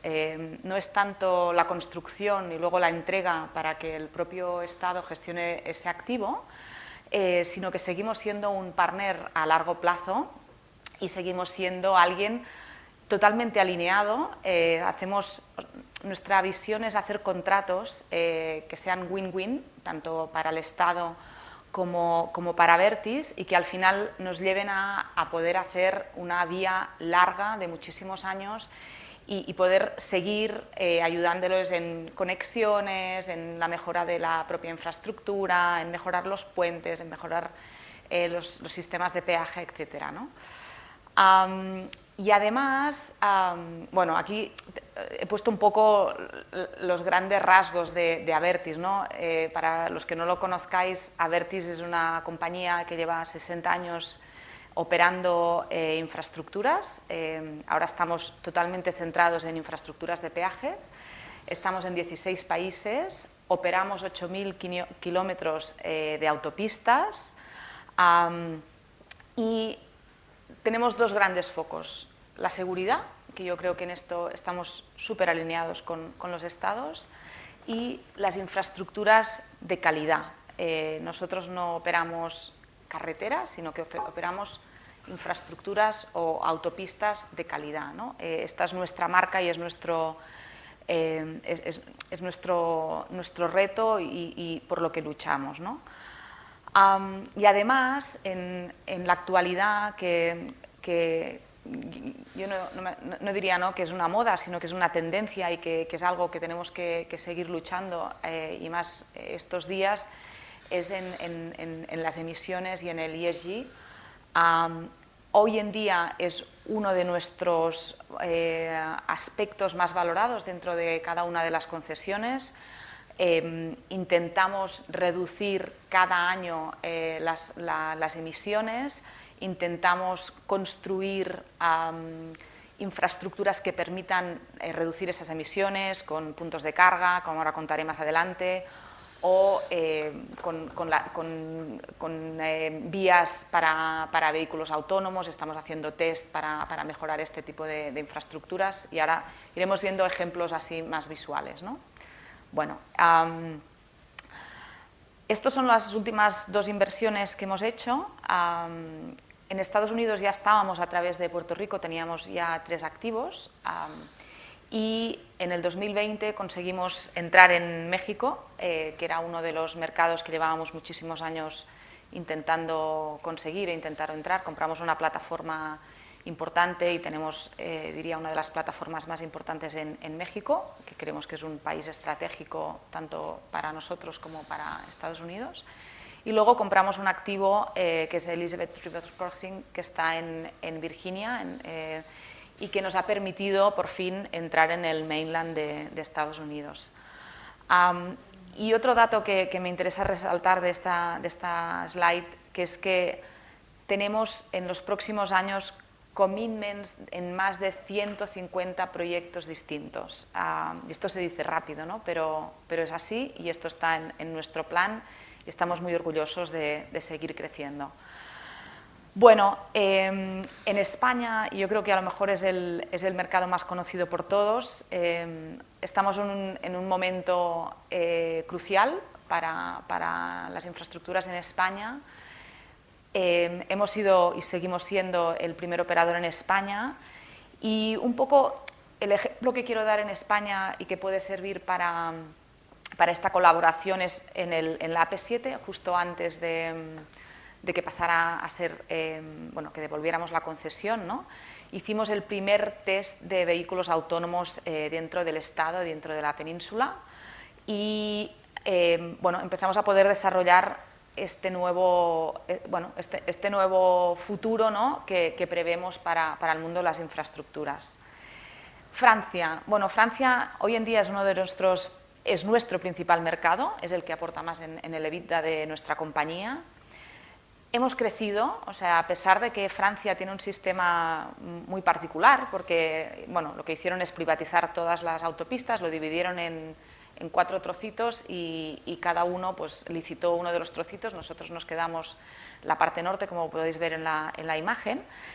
Y desde que adquirimos esta concesión hemos seguido siendo un partner para el Estado francés. ¿Esto qué significa? Pues significa que hoy en día tenemos una inversión prevista de 600 millones de euros para mejorar las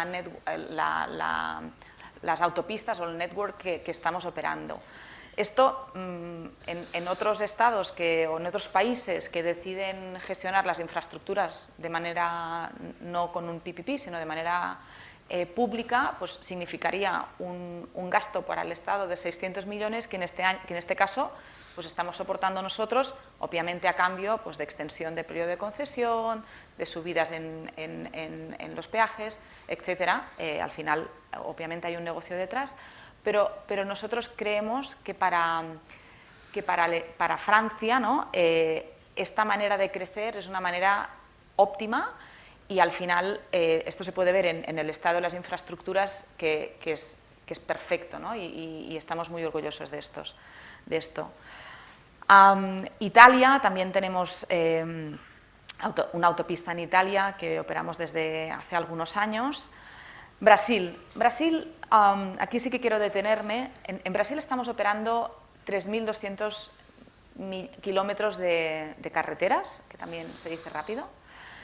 Y hay un dato en Brasil del que estamos muy orgullosos, y es que desde que entramos en el país, en la última década, hemos bajado las fatalities, los accidentes y la mortalidad en nuestras carreteras en un 50%. Y esto yo creo que es una manera de que se vea lo que realmente estamos aportando en este tipo de infraestructuras. Ya no es tanto la mejora de las infraestructuras, ya no es tanto que las vías sean unas vías de alta capacidad, que tengan que sean óptimas desde el punto de vista operativo, sino que para la comunidad representen una mejora, ¿no? Y ahí pues, hemos participado, por ejemplo, ¿no? Con colegios dentro de las zonas donde están las autopistas para enseñar a los niños a que no crucen las autopistas, para enseñarles seguridad vial. Como decía, somos partners en toda la comunidad donde transcurren nuestras autopistas, y esto yo creo que es un buen punto. Otros países, Chile es otro país que también ha apostado desde hace muchos años por la colaboración público-privada. En Chile operamos tanto vías urbanas como interurbanas. En las vías urbanas, que son las que están en Santiago de Chile, hemos sido socios para la implementación de toda una red sin barreras.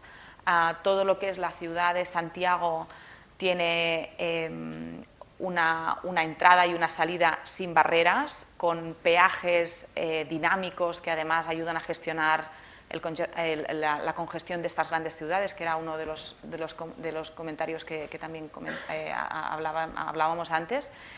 Y esto obviamente ayuda a que haya menos contaminación, que las carreteras estén en buen estado, que todo sea mucho más ágil. México, como os contaba, entramos en 2020 y ya desde el primer momento nos sentamos con todas las administraciones interesadas en el desarrollo. México es un país que también está muy interesado en la entrada de capital extranjero. Yo creo que cuando entramos nosotros estamos felices, pero ellos también, porque podían anunciar en todos los periódicos que finalmente un socio español hacía una de las mayores infraestructuras, una de las mayores inversiones en los últimos 10 años. Y ya desde el primer momento nos sentamos con ellos para hablar de cómo podíamos seguir creciendo, cómo podíamos seguir ayudándoles, y ya tenemos comprometidos, como aquí veis, además de lo que ya estaba antes de que entráramos, 300 millones adicionales en la mejora de los accesos, en la mejora de las infraestructuras que estamos operando. Argentina es otro de los países que hace muchísimos años que estamos operando. Y finalmente Estados Unidos. En Estados Unidos, como sabéis, estamos en Virginia. Es una autopista, unos túneles que conectan Portsmouth con Norfolk. Y bueno, es un activo pequeño, de muy larga duración. Ana Bonet, que es nuestra CEO allí, está constantemente en contacto con todas, no tan solo con el BIDOT, sino con todas las autoridades locales, todos los counties, como comentabas, ¿no? Para entender bien qué es lo que necesitan, qué podemos mejorar, cómo podemos ser partners de verdad y cómo podemos ayudar a que el BIDOT nos vea como realmente la manera o la vía para mejorar las infraestructuras en Virginia. Y no tan solo, ¿no?, de decir, bueno, tenemos que esperar que vengan fondos estatales para mejorar este acceso, para mejorar esta infraestructura. Ahí estamos nosotros para ofrecer una alternativa a estos fondos. En Estados Unidos sí que es verdad que con la nueva Act que se ha promulgado han crecido muchísimo la inversión en infraestructuras, en construcción, en mejora de puentes. Nosotros estamos monitorizando algunos de los estados que están cerca de Virginia, cerca de South Carolina, como son North Carolina, Georgia, que están invirtiendo muchísimo en P3s y además otra de las vías que luego comentaré es las management lanes. Nosotros estamos, la verdad es que es un negocio que en Estados Unidos está creciendo muchísimo, que para nosotros es una vía muy interesante de negocio porque permite, ¿no?, tener, o sea, externalizar o transmitir el riesgo, ¿no?, de la gestión de esas vías. Hay una vía gratuita donde los usuarios que quieran pueden utilizar y una vía de pago, ¿no?, con un peaje que a veces es dinámico y depende de la saturación de la vía en ciertos momentos del día, y a veces es un peaje establecido, ¿no?, que se va moviendo en función de la saturación mes a mes, etc. Y permite al Estado transferir totalmente el riesgo, nos permite a nosotros hacer lo que sabemos hacer, que es la gestión de este tipo de vías, y además, bueno, es una manera de asegurar que el usuario está satisfecho. Tenemos la carretera en un estado excepcional, porque nosotros nos encargamos de mantenerlo, y además podemos cobrar el peaje cuando la carretera está totalmente saturada y el usuario está interesado en coger esa vía por temas de seguridad, por temas de velocidad, etc., ¿no? Bueno, y Puerto Rico, que también lo he comentado, ahí tenemos 3 activos desde hace muchísimos años y es otro estado que también cree totalmente en la participación público-privada. De hecho, las últimas autopistas o autovías que estaba gestionando de manera,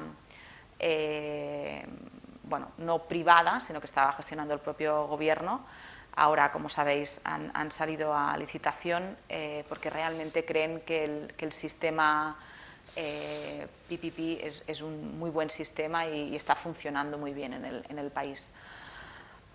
Bueno, otro ejemplo es India, que también, el ejemplo que contaba antes de las escuelas, de la formación, eso es otro de los ejemplos que estamos dando. Aquí podéis ver una imagen de nuestra autopista que a lo mejor no es algo que esperéis, ¿no?, de una autopista india. La verdad es que está espectacular el estado de la infraestructura y estamos muy contentos de ello.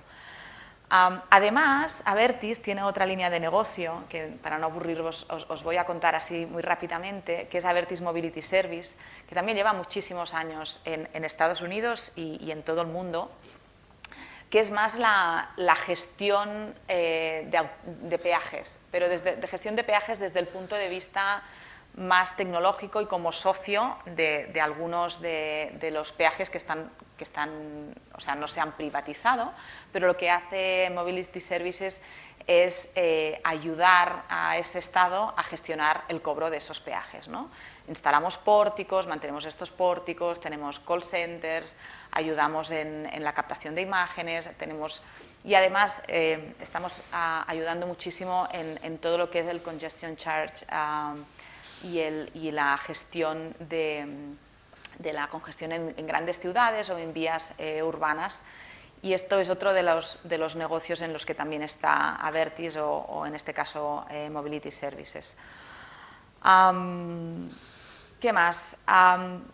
Bueno, aquí los temas de ESG, yo creo que he mencionado algunos de los ejemplos ya en los países donde estamos operando, pero aquí podéis ver todo lo que estamos trabajando, todo el tema de vehículos eléctricos, todo el tema de... en Francia, que lo he pasado muy rápido, pero uno de los proyectos que tenemos es el instalar en toda la red puntos de recarga para vehículos eléctricos, y esto obviamente pues, nos ayudará a gestionar mejor estas vías y a conseguir estos objetivos de ESG que están en nuestro programa, ¿no? Además, dentro de la Fundación Abertis se hacen muchísimos programas para ayudar en el entorno, desde chairs en las diferentes universidades, en los diferentes colegios que están cerca de nuestras infraestructuras, ¿no? Bueno, y el road safety, que siempre ha sido uno de nuestras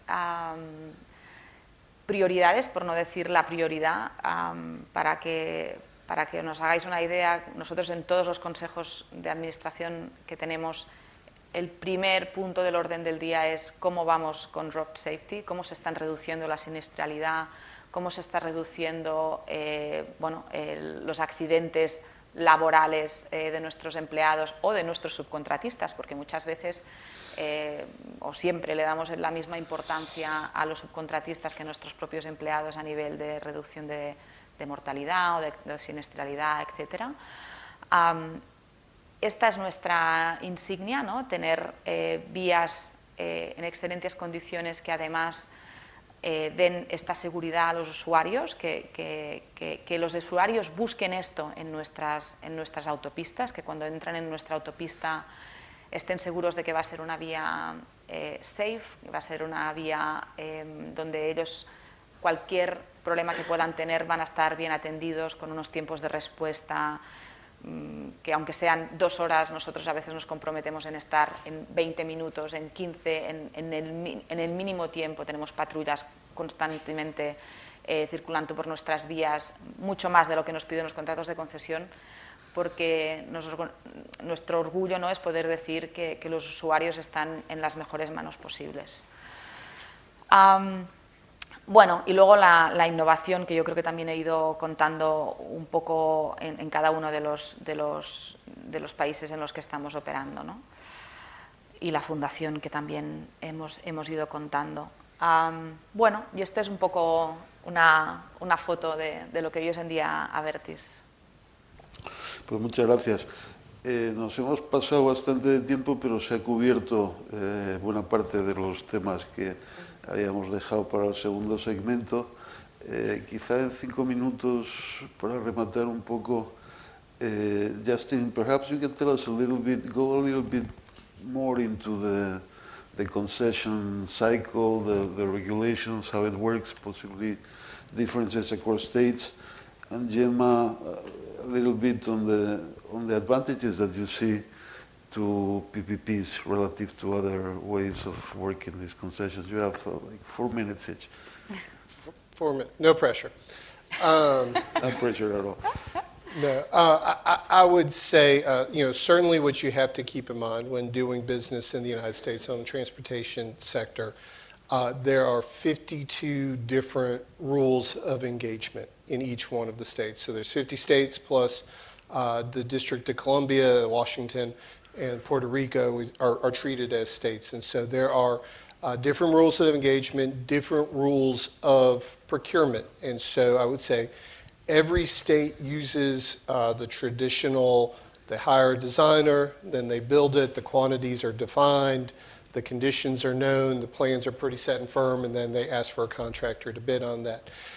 There is a continuum amongst the states that really goes from there, from going into more of combined design build activities into more into the PPP environment that that Albertas operates in. So I think that's important to know. I think in any circumstance, I think there are opportunities for large-scale companies. For us, she mentioned the project in Virginia, significant project up there, and is one of a series of very large projects going on in around the Norfolk area, which is a site of a large naval base and large port complex. We actually got impacted by that. We tried to do a procurement on a design build about 3 years ago, about $1.4 billion, but the contractor market had been so, between the projects going on in Virginia and there was another project nearby Disney World going on in Florida that had really almost taken out anybody capable of doing that. So I think it's important to know that even those firms that are capable of large-scale projects, there are opportunities. I think the concession market makes sense for states like Virginia that have technically complex river crossings. The managed lanes are a really significant and interesting concept right now. And if you've been to Atlanta, which is kind of the center of that going on in the southeast, Atlanta has a tremendous traffic problem. If you've ever been there, it is very difficult to get around. And so the managed lanes are a real opportunity. So I think it's in those areas where there is very significant high densities of congestion that it makes a lot of sense. But I think there is, I think to always understand that each state approaches business as different priorities. And so that adds to the complexity for an international firm entering the market. But it is, makes it for, I think there are opportunities to do it in a whole bunch of different ways depending on the state.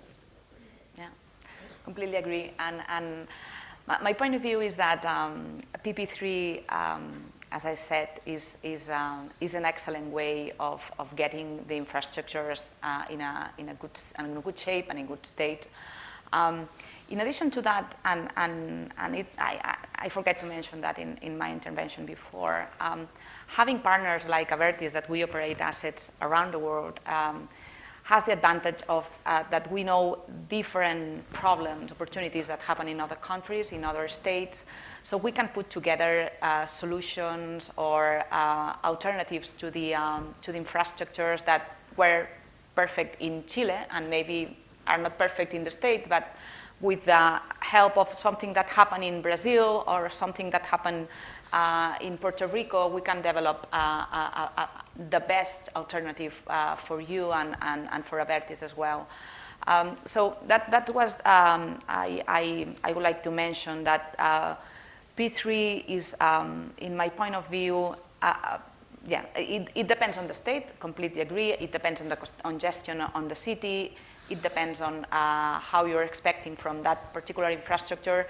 But even with the bridges that you mentioned, that you have a lot of bridges to maintain. So we also maintain bridges, and that's another kind of business that it's interesting for us because it's not only the bridge, but we can maintain all the road around that bridge. And for you is, you are not taking that risk so far as we are taking that risk. We share what is happening in the area. We are taking care of the development in the area and trying to construct connections, if any. So, well, from my point of view, it's an alternative to your infrastructure plan, and we are more than happy to collaborate with you if we will have the opportunity to do so. Thanks to you both, and vamos a abrir a preguntas del público y del público presencial y del no presencial también. ¿Quién abre el fuego?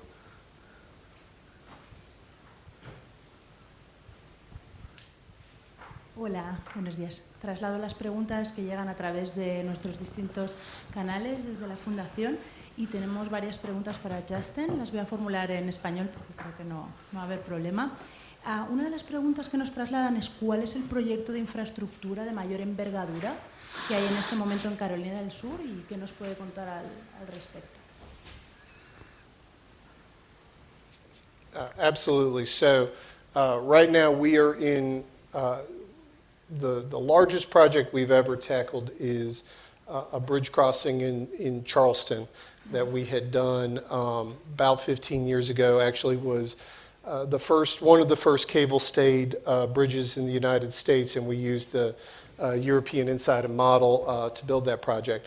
Right now we are in the middle of procurement for a juncture in the Columbia area.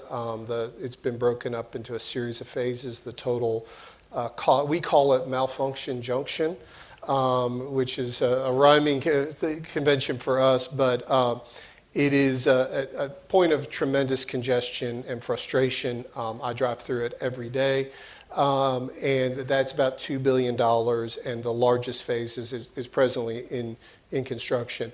What I would say after that, once we get that done and we've cleared kind of the first major hurdle with the federal government, is approximately a $4 to $6 billion project in the Charleston area to reconstruct the beltway around there, which would include 2 large river crossings as well as reconstruction of the juncture. And it's a project we've taken a lot of pride in because it is affecting communities that have historically been negatively impacted by road construction projects in the past, so communities of color, and we've been working very hard to mitigate those impacts. So I would say that that's probably the largest thing, and that's something that'll be towards the end of the decade, and certainly I think a significant opportunity for international firms. Gracias. ¿Tenías más preguntas? Sí, Sí. más preguntas. Pues, bueno, ¿alguien quiere intervenir en la...?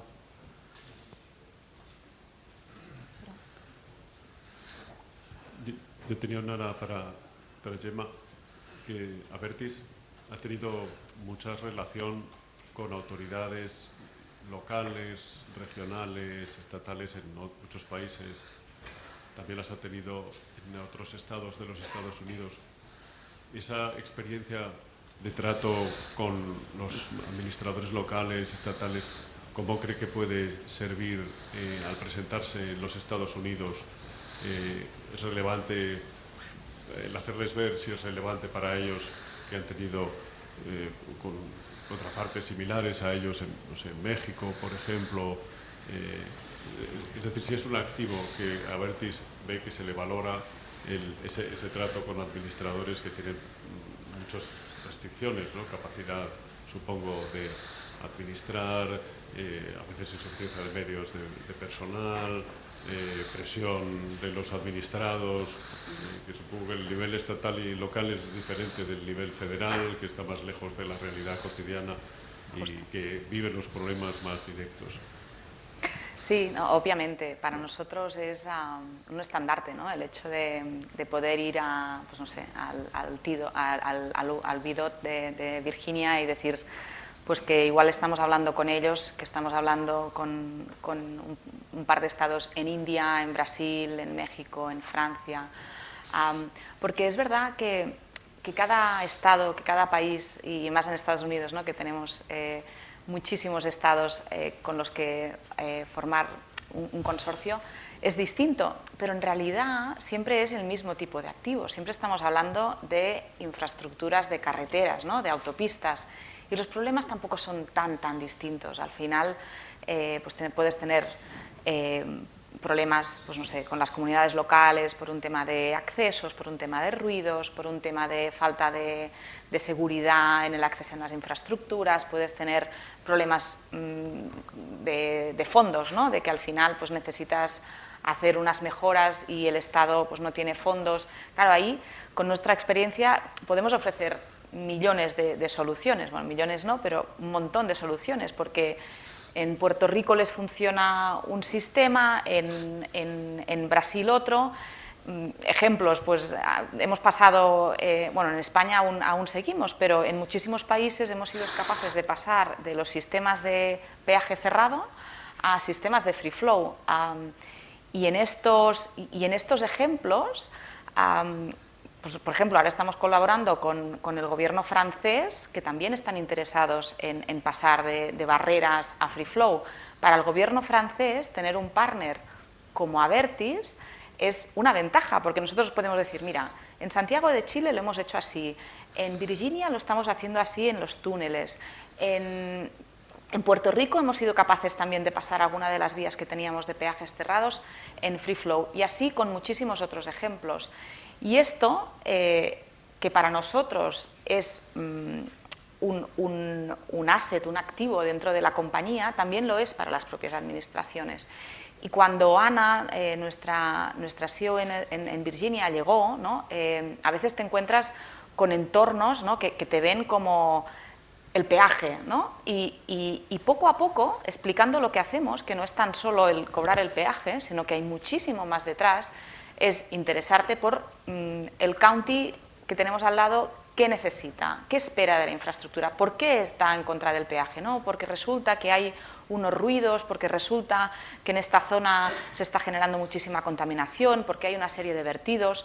Pues entendámoslo y vemos cómo Abertis puede colaborar en todo esto, porque hay una parte del dinero que ingresamos que dedicamos a mejorar todas estas problemáticas que luego, a la que escuchas a las comunidades, te das cuenta de que no son tan difíciles de solucionar y que es cuestión de escuchar y de ver cómo podemos ayudarles. Y en 2 años que lleva Ana ahí, hemos notado que las comunidades, desde arriba, desde el DOT hasta el Portsmouth, están viendo a Abertis con una perspectiva completamente distinta, simplemente porque vamos una a una, escuchándolos qué es lo que necesitan, qué es lo que podemos mejorar, y escuchándoles y aportando un poquito de aquí, un poquito de ahí, estamos consiguiendo que la satisfacción de toda el área sea increíble y mucho mejor de lo que hubiéramos esperado en los pocos 2 años que estamos ahí. Y lo mismo nos pasa en Puerto Rico, nos pasa en Brasil, etcétera, ¿no? Con lo cual, te podría decir que sí, que esto nos ayuda un montón.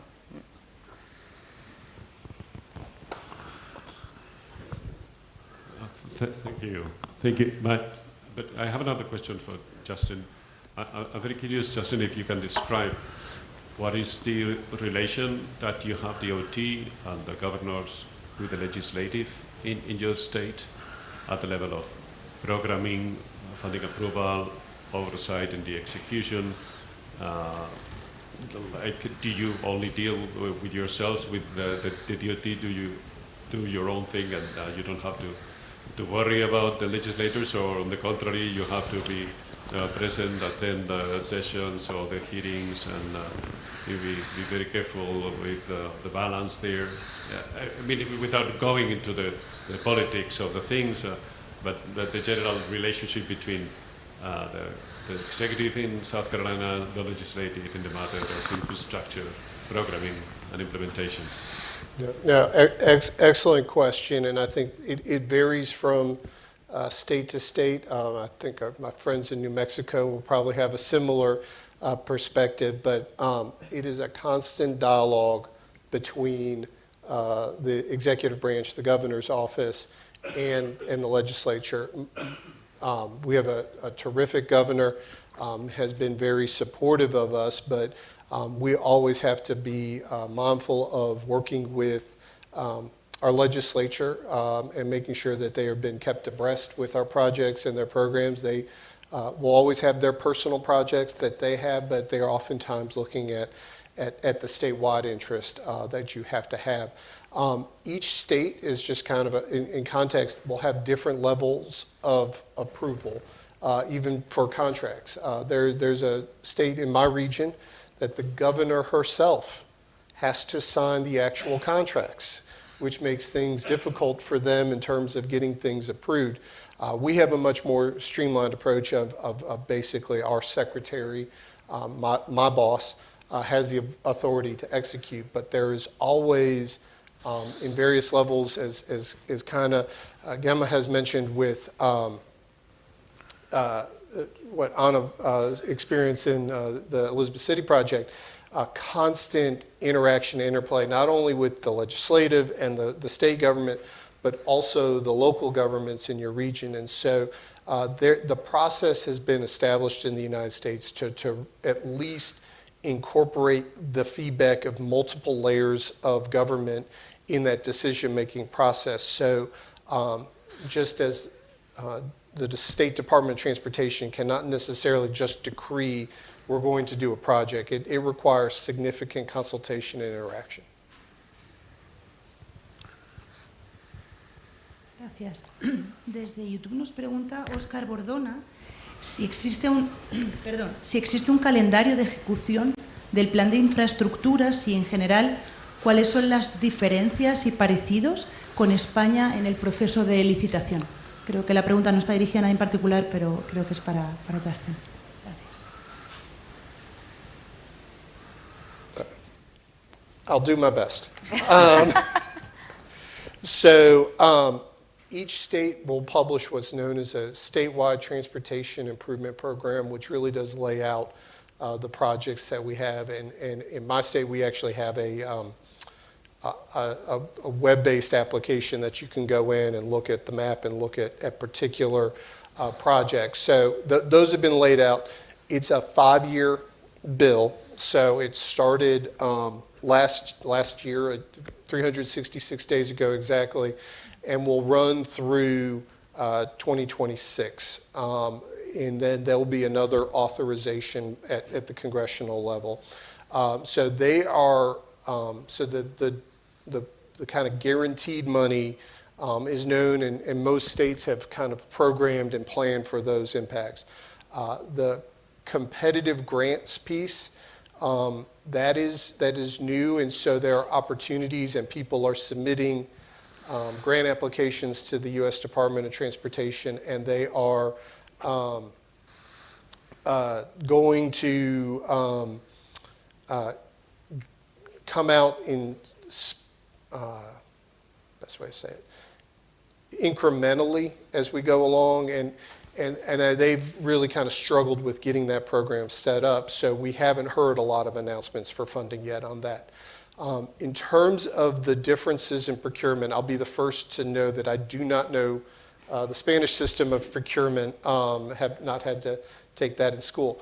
What I would say is the most traditional form of procurement for roads is competitive sealed bidding. And so there will be a notice published by the state, generally follows all of this kind of standard. The state will then basically say, here's what we want to build with pretty specific specificity. The companies will then tender a price that basically says, we will deliver this project in this time. And then those are all turned in sealed, and then they are all opened at the same time, and generally the lowest price wins. There are, not every state has the authority. There are, my state will do a design build process, which will be more of a value-based competition. So you're weighing both the competence and the proposal and the innovation in the proposal with the price. And then other states will do more of the partnership type model of selecting a firm and collaboratively developing it all the way to kind of the full concession. But I would say it all follows generally a similar process of once a procurement is started, the ethics rules are pretty stringent and strict within the state, and so generally there's some set rules of engagement that depend by the state.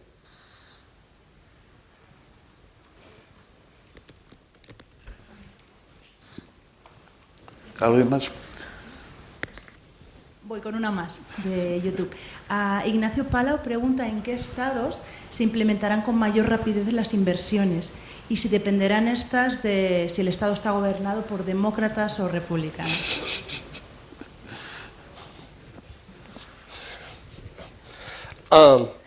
I would say it is not a partisan issue. I think there are, my state is a Republican-run state. My friends in New Mexico are Democratic-run state, but I would say transportation historically is a bipartisan issue, and that was the bill that was adopted was what took votes from both leaders of both parties, and so the leader of the Republicans in the Senate voted for the bill, as well as was supported by President Biden. So there are those, that integration. What I would say is it really looks at the state's planning and whether they've had a good pipeline and ready and if they've been thinking ahead to that investment. So I would say it is less about R's and D's as it is the state's internal capacity and its planning process.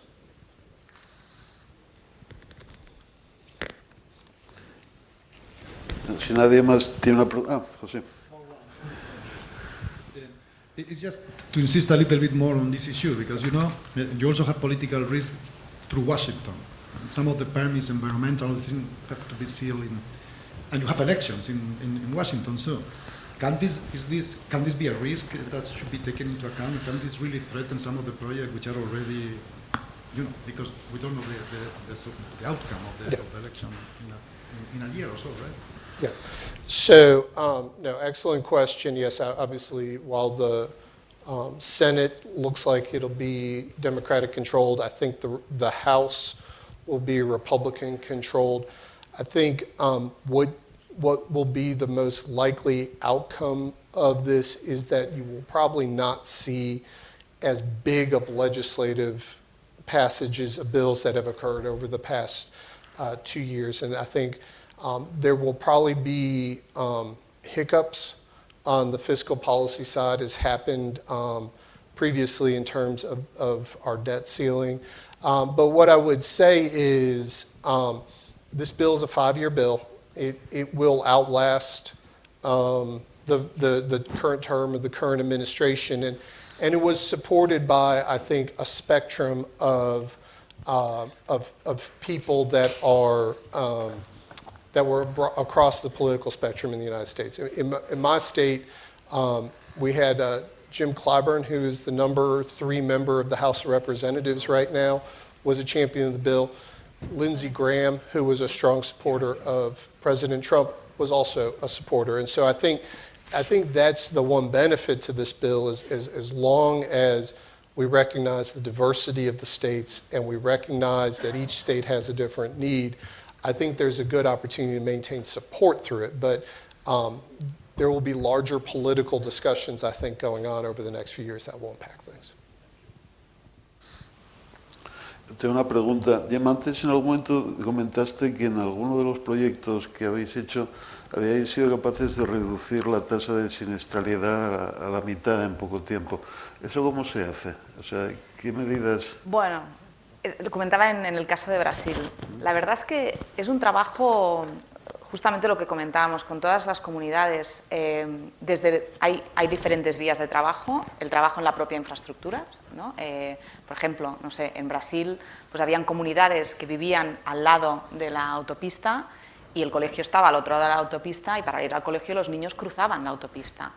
O los camiones, si se equivocaban, pues como no había una separación rígida entre las dos vías, pues hacían un giro de 180 grados y ves vídeos de tráilers girando, con lo cual venían los coches en la otra dirección y se mataban ahí una cantidad de gente ingente, ¿no? Hay muchísimas vías, o sea, obviamente nosotros hemos trabajado en todas las vías posibles, viendo pues, lo que decíamos, ¿no? Con las municipalidades, con los estados, a ver cómo podíamos empezar desde abajo. Esto hemos tardado 10 años, o sea, no es de un día para otro, porque hay una parte de educación que necesitas que esos niños se lo digan a sus padres y esos padres tomen la decisión, porque los de al lado también están tomando esa decisión de que no hay que cruzar la autopista por esa vía. Hay que construir túneles para que puedan cruzar estas vías y, por tanto, hay una parte de formación. Y luego hay una parte pues, por ejemplo, se crearon patrullas, ¿no? Algunas con personal de Abertis, otras con comunidades locales que en horas que nosotros sabíamos que eran conflictivas a la hora de cruzar la autopista se aseguraran de que la gente no lo hiciera. O sea, había una parte de formación y una parte de señores diciendo ni se les ocurra cruzar, pero al principio era una posición, ¿no? Ellos decían, no, pues yo he cruzado toda la vida, no me vas a decir que no vaya a cruzar. Bueno, señores, pues que resulta que si caminan 300 metros y pueden cruzarlo de manera más safe y ahí no hay riesgo. Bueno, pues es un trabajo de hormiguitas, ¿no? que hemos hecho entre todos. ¿Qué ha requerido inversión? Que muchas veces han sido compensadas y muchas veces no. O sea, cuando construíamos estos túneles, estos puentes, a veces el Estado te decía, pues no te lo puedo compensar. Bueno, pero como nuestro objetivo número 1, como he dicho, es reducir la siniestralidad, pues a mí me interesa más construir ese puente o ese túnel a cambio de nada, pero poder decir hoy en día, ¿no?, pues que hemos reducido el 50% la siniestralidad y a lo mejor ganar menos dinero, ¿no? Pero esto para nosotros de verdad que es un orgullo, y en algunos países que nos ha pasado después del COVID, que han cambiado un poco los comportamientos, ¿no?, de los usuarios, que hemos visto pues, un crecimiento de algunos meses en la siniestralidad o porque han cambiado un poco las tendencias, pues es el primer punto y qué vamos a hacer y centrarnos cómo mejorar esos números y volver a lo que teníamos antes. Y esto en algunos países, pues yo qué sé, en Estados Unidos, por ejemplo, pues que la cultura, la formación de la gente está, yo creo, gracias a Dios, a otro nivel con estados como India, ¿no? Pues a lo mejor la aportación es más mínima, es más lenta, pero en estados como la India, vamos, es que ya no tan solo cruzaba la gente, es que cruzaba el ganado la autopista. Ya habéis visto el estado de la autopista, no es una carreterita, o sea, es una autopista de verdad, y tenías el ganado que a lo mejor cruzaba, o lo que decía, ¿no?, o los trailers cruzando. Yo me acuerdo cuando fuimos a visitar el activo, que no sé por qué nos enseñaron los últimos accidentes que habían visto, y me acuerdo perfectamente de un tráiler cruzando la autopista, haciendo un giro de 180 grados, y se encontraron dos coches que venían en la otra dirección y no fueron capaces de pensar que un tráiler giraría. Dijimos, ostras, esto en el primer punto del orden del día, de due diligence, de cosas a hacer cuando esta sea nuestro, ¿no? Y bueno, y en eso estamos. Muy bien. Hola, hay una pregunta para Gemma en el chat. Le preguntan si considera que Estados Unidos es un país que ofrezca ventajas respecto a otros en relación con los concursos públicos, por complejidad, por tiempos de ejecución, etc. Bueno, a ver, obviamente nosotros creemos que es uno de los países target en Abertis, lo ha sido, bueno, yo creo que yo llevo 13 años en Abertis, pues los últimos 17 años me atrevería a decir que el target número 1 de Abertis era entrar en el mainland de Estados Unidos. Tiene complejidad porque, como decía mi compañero, cada estado es un mundo, pero es un país espectacular. O sea, el tráfico crece constantemente, las infraestructuras para nosotros tienen puntos de mejora, con lo cual es nuestro negocio, ¿no?, que podamos mejorar estas infraestructuras.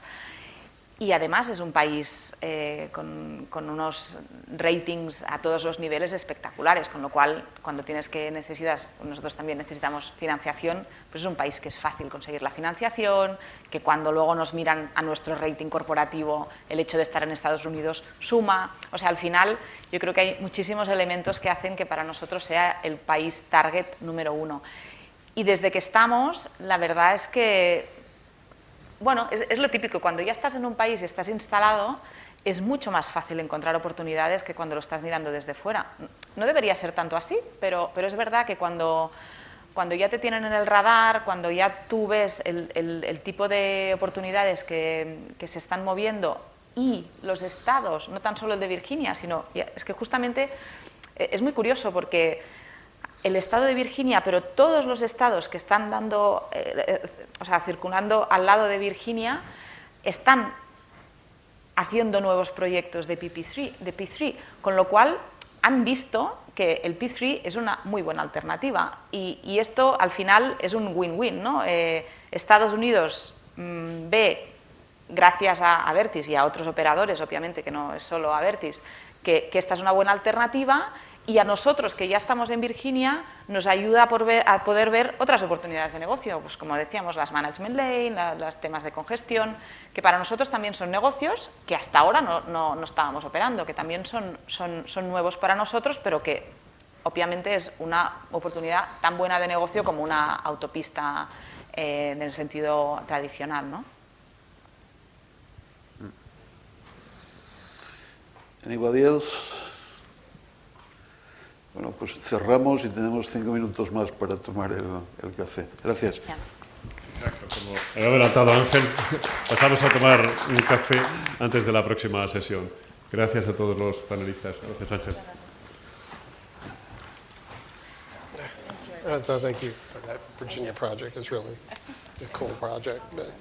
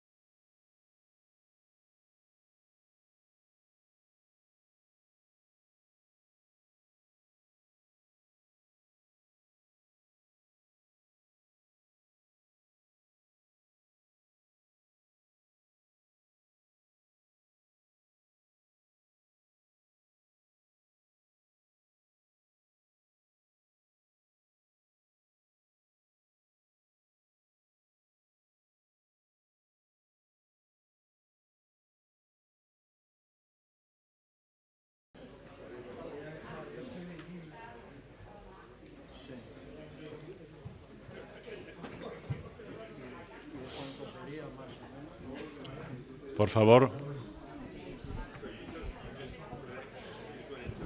Si puedo pedirles que vayan tomando asiento.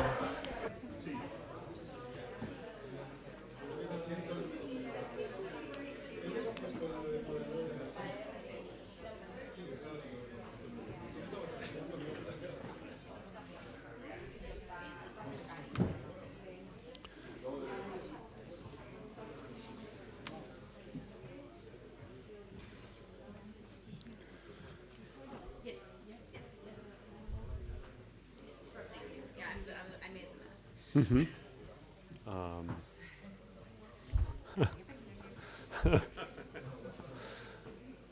Thank you.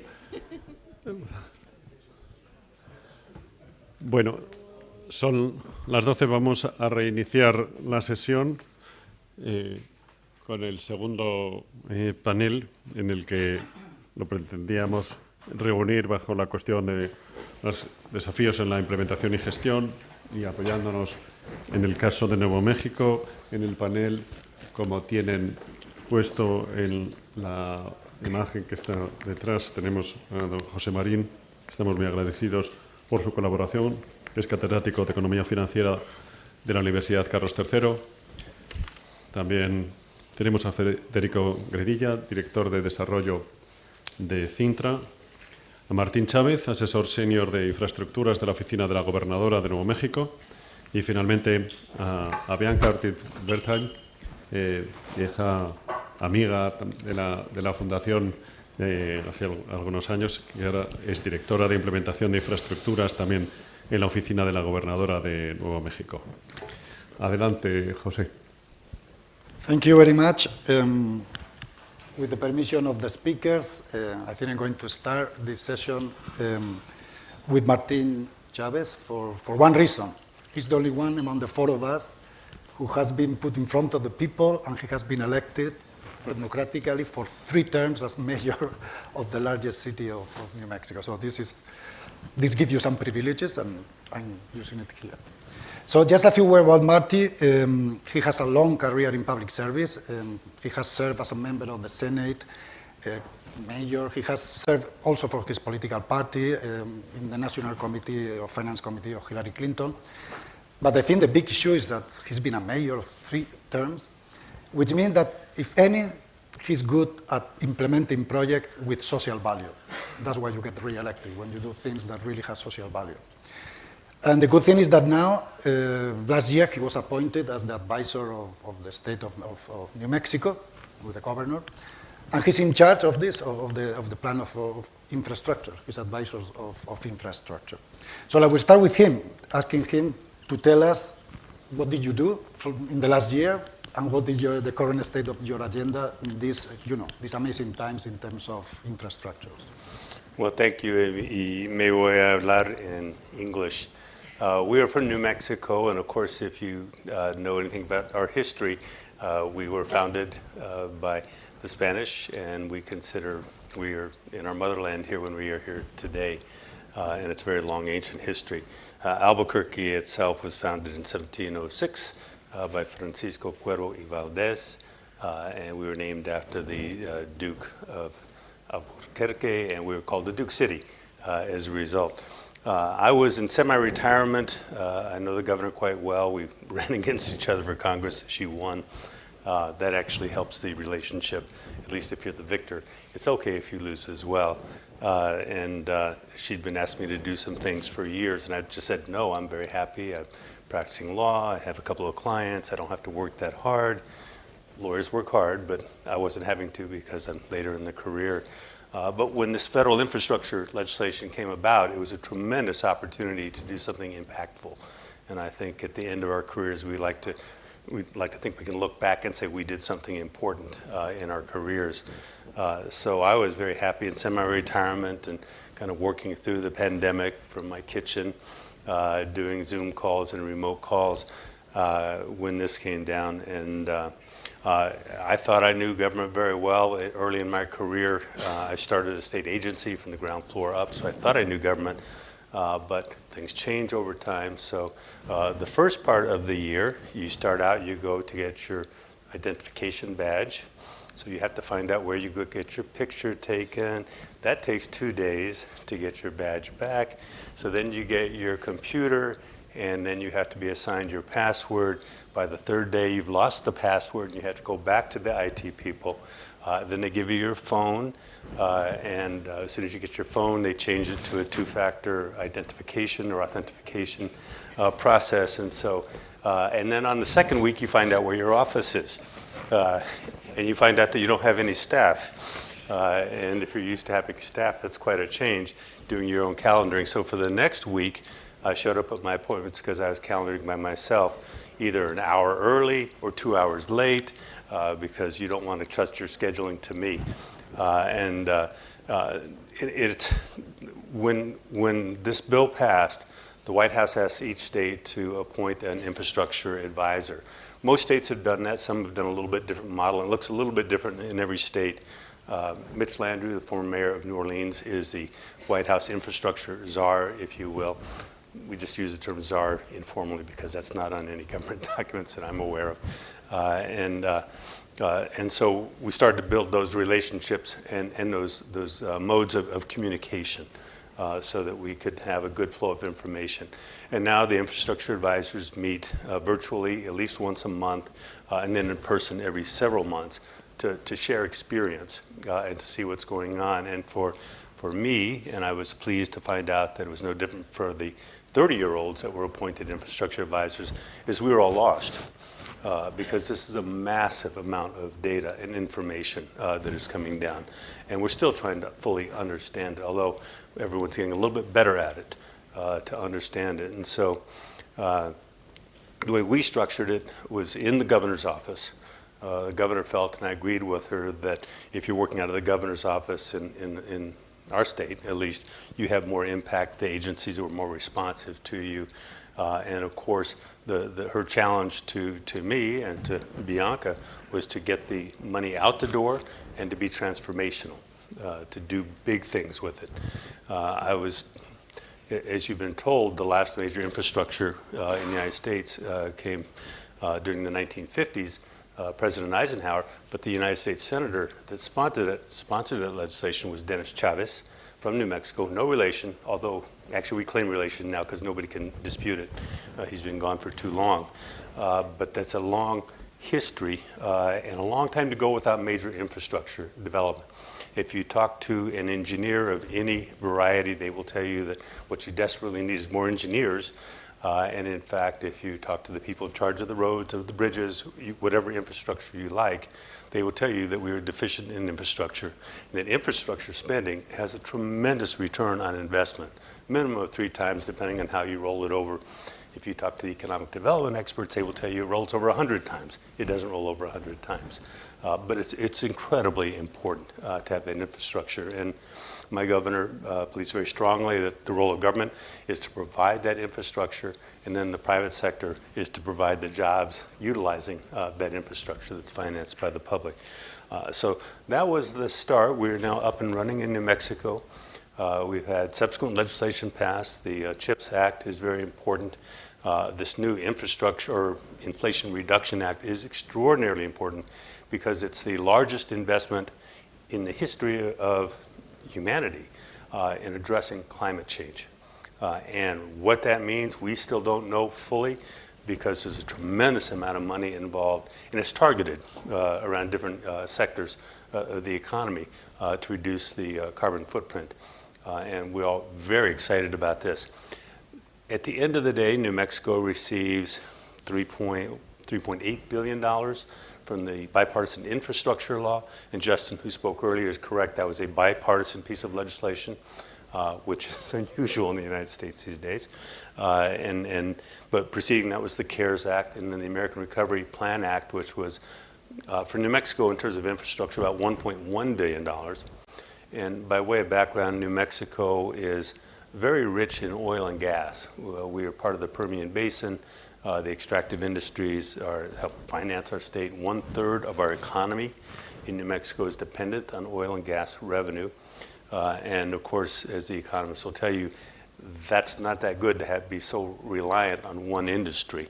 And so we were working very diligently to diversify that economy, and that's why the Inflation Reduction Act and the emphasis on decarbonization is so important. Renewables become extraordinarily important in the future. And I don't know if you want me to keep going, or, because I could tell you about my first day here. I slept. And then, like all the other Americans, showed up at dinner at 7. I've learned. Let's say, how do we do this? You don't know?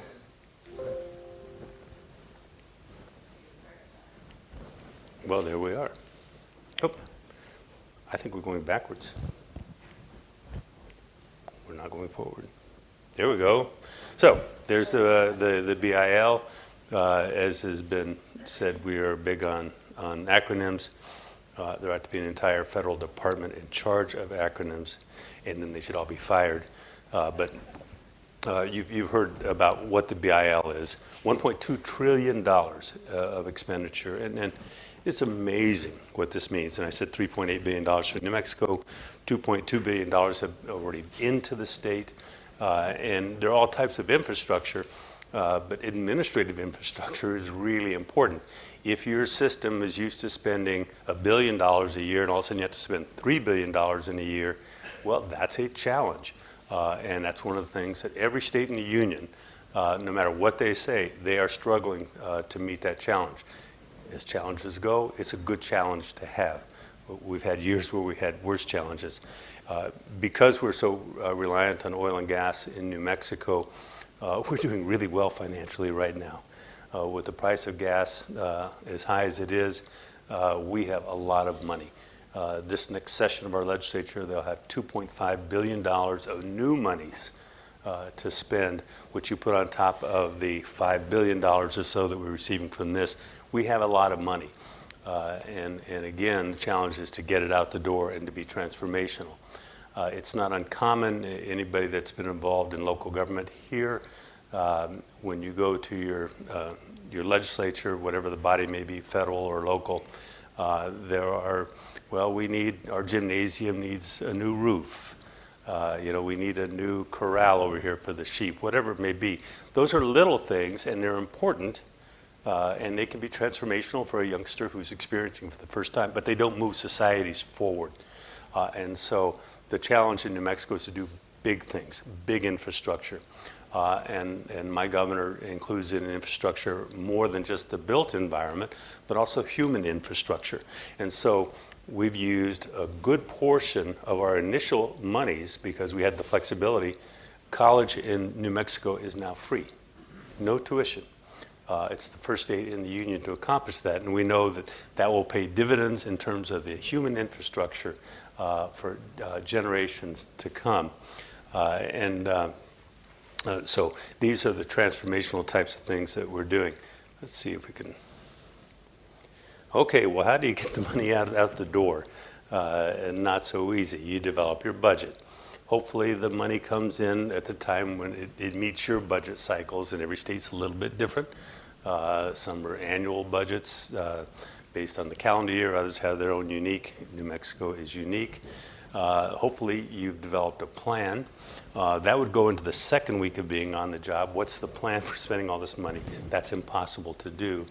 And so the governor had us, I'm not using the Imperial, that's Bianca and I, out on the road, talking to mayors, talking to local officials, county officials, talking to legislators, because ultimately in our system, those legislators decide how money is actually appropriated to see what are the needs.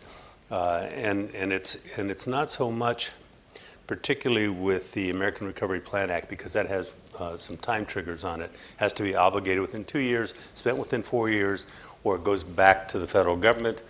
Reversion is a sin where I come from. If you take the money, you darn well better spend it, and shame on you if you give it back because I couldn't get it spent, sorry. That doesn't go well with most elected officials. And so it's not enough that somebody woke up on a Saturday morning and said, I've got an idea. Well, we're looking for the projects and plan that have some planning behind them, some design already in place, so that we're not going to spend the next 3 years planning them, developing them. And then to complete. we had an election last week. Our governor was reelected. And so Bianca and I will be here as long as she won't, if I get fired next week when we get home. But to actually get these projects completed. And so we spent a good amount of time in the last 6 months with what we call denounceables. You know, the governor's going to be over here. What have you got? What's being done? So that she could demonstrate to the public that these were real things. We actually have conspiracy theorists in New Mexico. I know you don't have any in Spain who just didn't believe in this. And we had we have 3 congresspersons, 2 Democrats, 1 Republican. The Republican from southern New Mexico voted against all of this legislation, against all this infrastructure spending. It was primarily on a partisan, kind of that far right-wing part of politics in the United States. And for our purposes, when we were traveling the state, it made no difference who the congressperson was. If you needed a bridge in her district, we were going to work with you to get a bridge. We may not invite her for the ceremony, but we were still going to get the infrastructure done. This last election changed. She's retiring now. We retired her. We're happy about that. But it won't change the way that we build through all these infrastructure monies. That is entirely a part of, it's a nonpartisan process. Our governor is a governor for every New Mexican, and every New Mexican has a right to that basic infrastructure. I think that's the end of my slides. What I wanted to talk about a little bit in New Mexico, why don't we put this on something that's more attractive? There. I'll give you a beautiful picture of New Mexico sunset, but you're going to have to come to Santa Fe next year to see it in person. We don't have legislation, enabling legislation for public-private partnerships.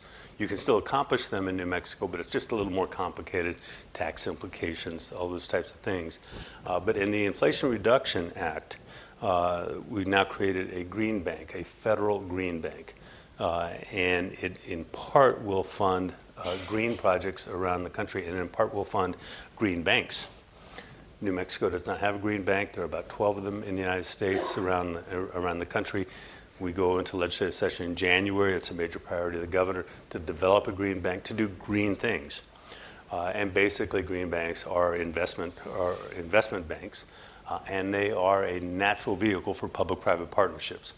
And so we're going to skirt that provision. We won't have to have enabling legislation for public-private partnerships. We'll just have a green bank to do it.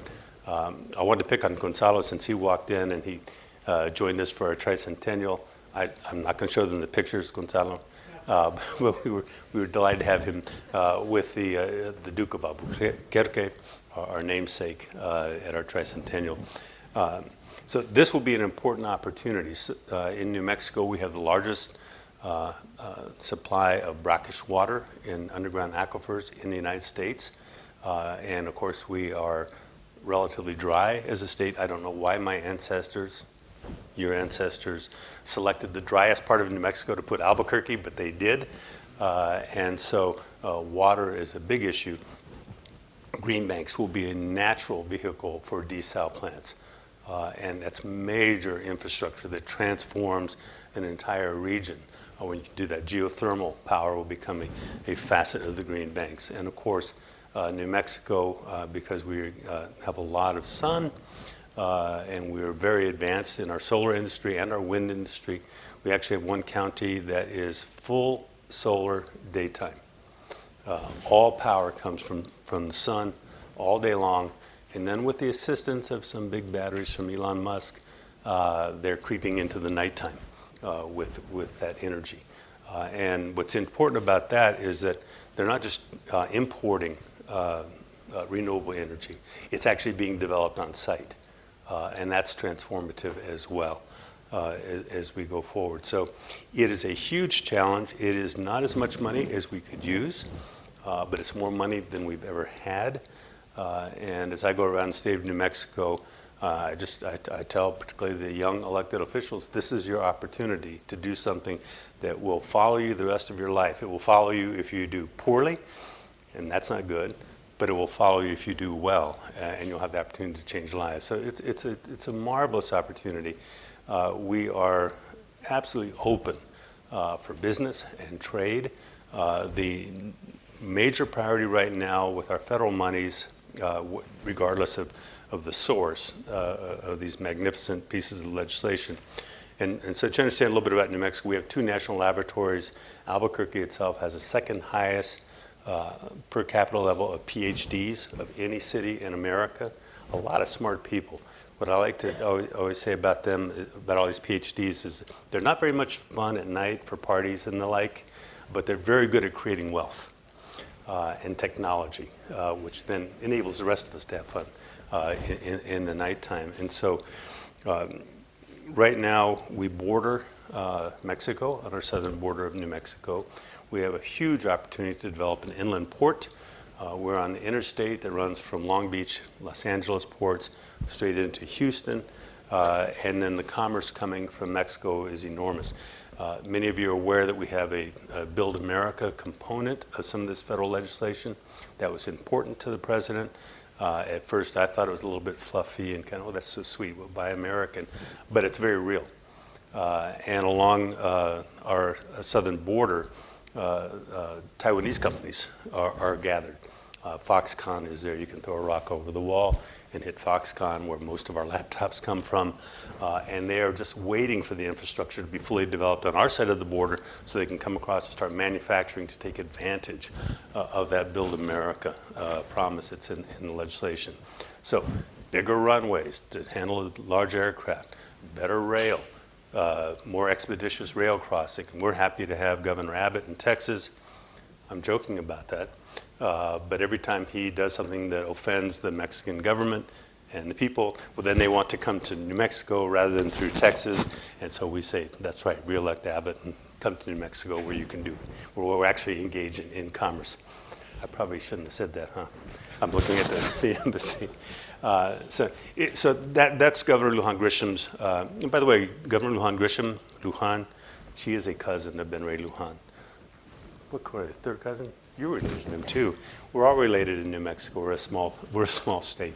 2 degrees of separation, I think, or maybe 3 at the most. So that's a major opportunity to develop tremendous commerce, not just with Mexico and Central America, but with the Chinese companies that are coming across. Anyone that wants to manufacture in a work-conducive, employment-conducive environment. I will close as well, and this is important to this administration, and that, and Justin talked about it, particularly with the BIL, 60% is formula, so it's going down known pathways, and that's fine. 40% are grants, most of which we know exactly what's going to happen with them. There are some guidances that are not yet out, but there's a tremendous amount of money that's going to come down to those that will help us over time, and that's an opportunity for Spanish companies to partner. It's important to understand, though, this administration is pro-union, pro-labor, and if you want to get closer up toward the first in line, you have to show that commitment to prevailing wages and good job circumstances for employees. And we think that's the right path, but that's going to be something you will see over the next couple of years through this administration. Are the unions on board? Are you providing good jobs as opposed to minimum wage jobs? Thank you very much. You already took 90% of all the questions I wanted to make later on.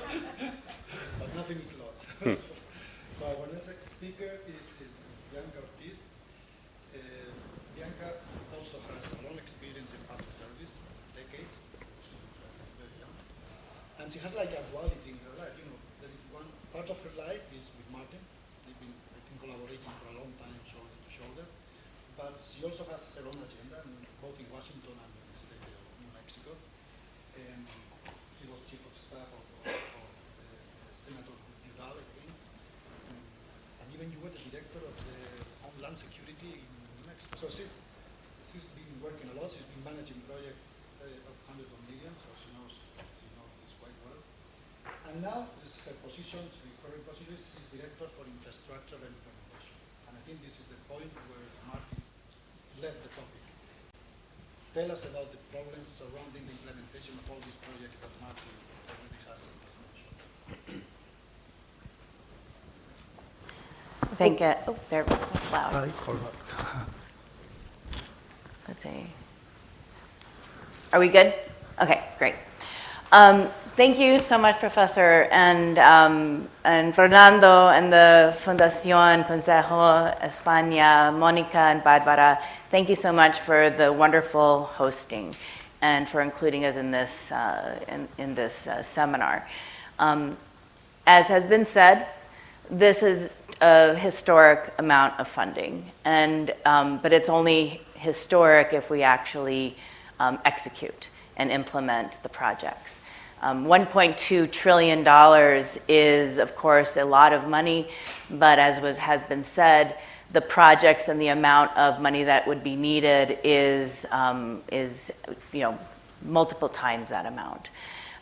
We are very fortunate in New Mexico to have, I think, a long-standing good relationship with the federal government, and also understanding and appreciating the processes in government. And so I think that we have a very good opportunity to spend the money and also compete successfully for the competitive grants. What I want to do today is a little bit of interactive, hopefully I can actually accomplish this technologically, but I think it might be a good idea to show you the opportunities that have already been presented. Yesterday was the 1-year anniversary of the signing of the bill. And in 1 year, New Mexico received $2.2 billion already. That is a combination of both competitive and formula.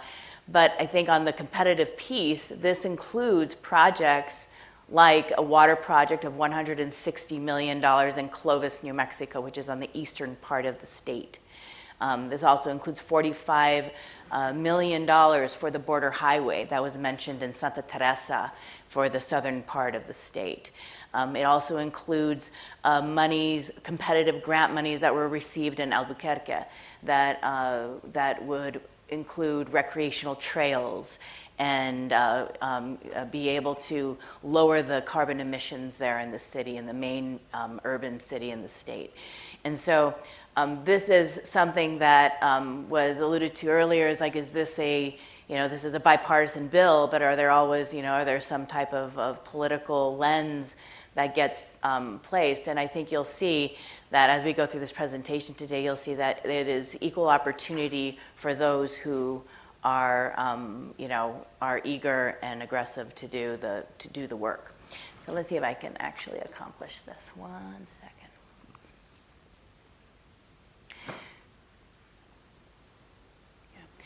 So for folks who, companies who are interested in learning about the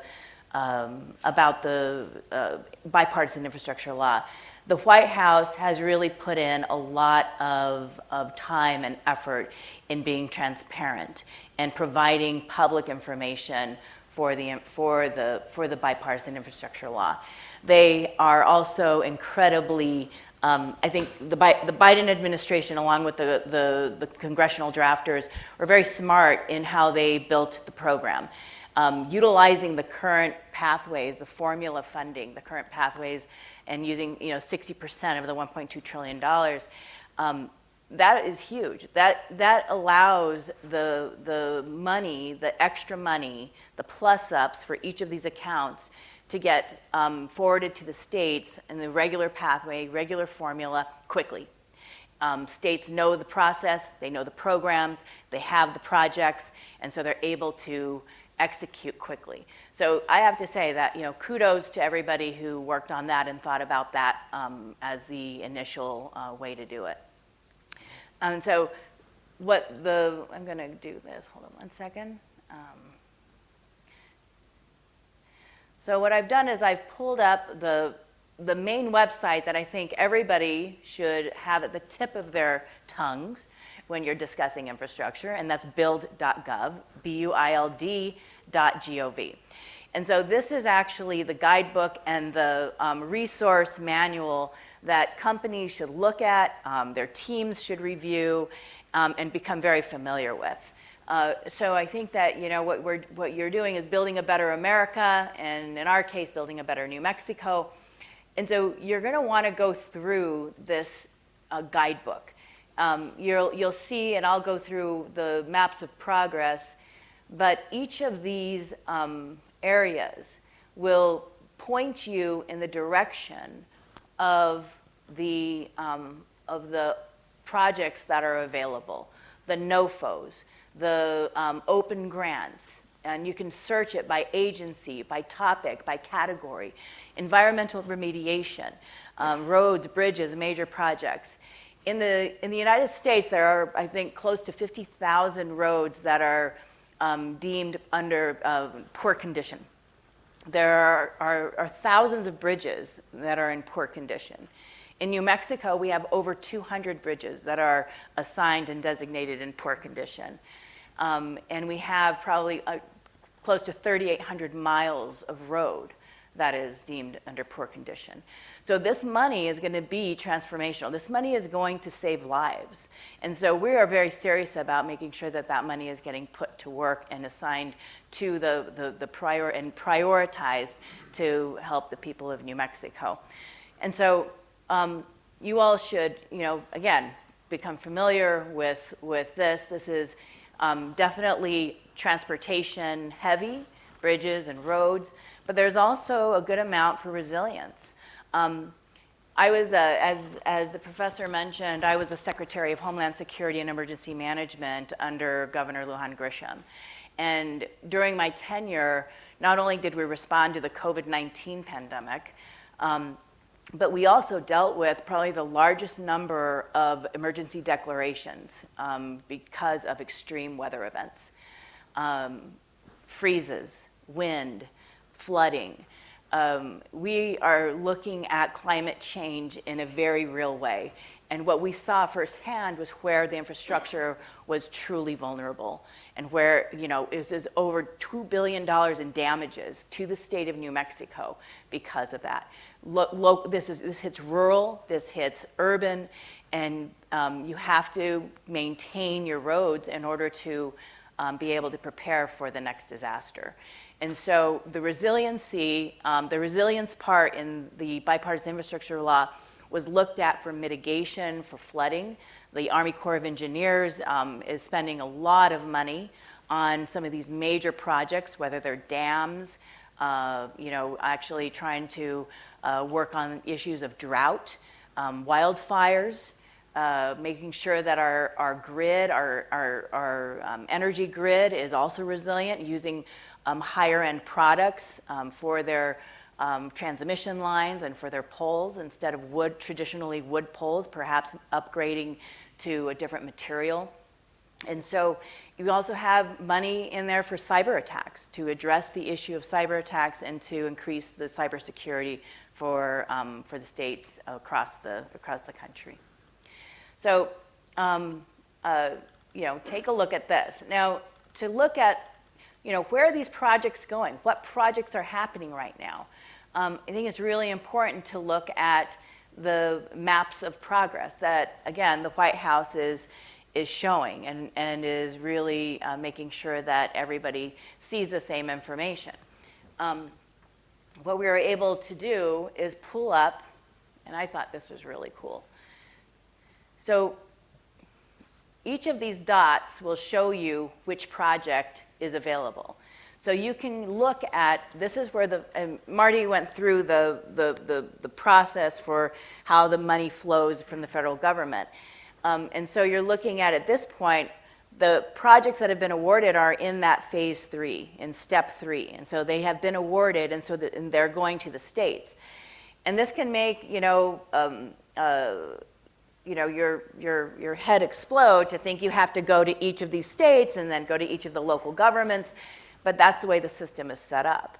And so each of the cities and the states will have these active contracts, these active awards ready to go and begin work. And so what you want to look at is, we talked about the incredible project on the border in Santa Teresa. Well, they've been exceptionally successful in their competitive grants. They have received over $2 million for clean buses. That has been through the Environmental Protection Agency, in Las Cruces city schools. And this is all over this, they received money for their airport, for infrastructure, for terminals, and for runways, so that we can actually build out the commercial activity. The international jet port is another piece of the puzzle. So then we're sister cities to El Paso. Let's see if we can find the border highway. Border highway, where are you? I don't see it. Okay, it's in there, but it's just kind of a difficult way to see these dots. But so moving forward, I mean, so you're looking at also, in Albuquerque, you're looking at International Sunport, Jemez Canyon Dam. That's $280,000, $110,000. The Clovis Municipal. So airports received about $22 million in New Mexico, and for just airports in the first round. And so individuals and companies who are have expertise in these types of projects would be, something where it would be very interesting to talk. A piece of information for you all, a little uniqueness about New Mexico, is that we are home to about 23 sovereign entities, to Indian tribes, pueblos, nations, and they are sovereign entities. They will have, in many cases, set aside amounts of funding for their own projects. Would include broadband, water, transportation, bridges. And so they're going to be working directly with the federal government for their own process. And so that again adds a little bit of complication. There's, I think, 574 tribes in the entire nation. And so those are all separate sovereign entities that would also be receiving funding from the federal government. So I think that is, and then just to kind of zoom out, you can see the entire nation, and this is 1 year. This is 1 year where the money has actually become real. And so we're looking at from coast to coast. There's no designation red or blue. This is all funding for the entire nation. And we have 4 more years to go. So, with New Mexico at $2.2 billion, originally projected at 3.8, I'm confident that we're going to be seeing, we're on a good trend. Thank you.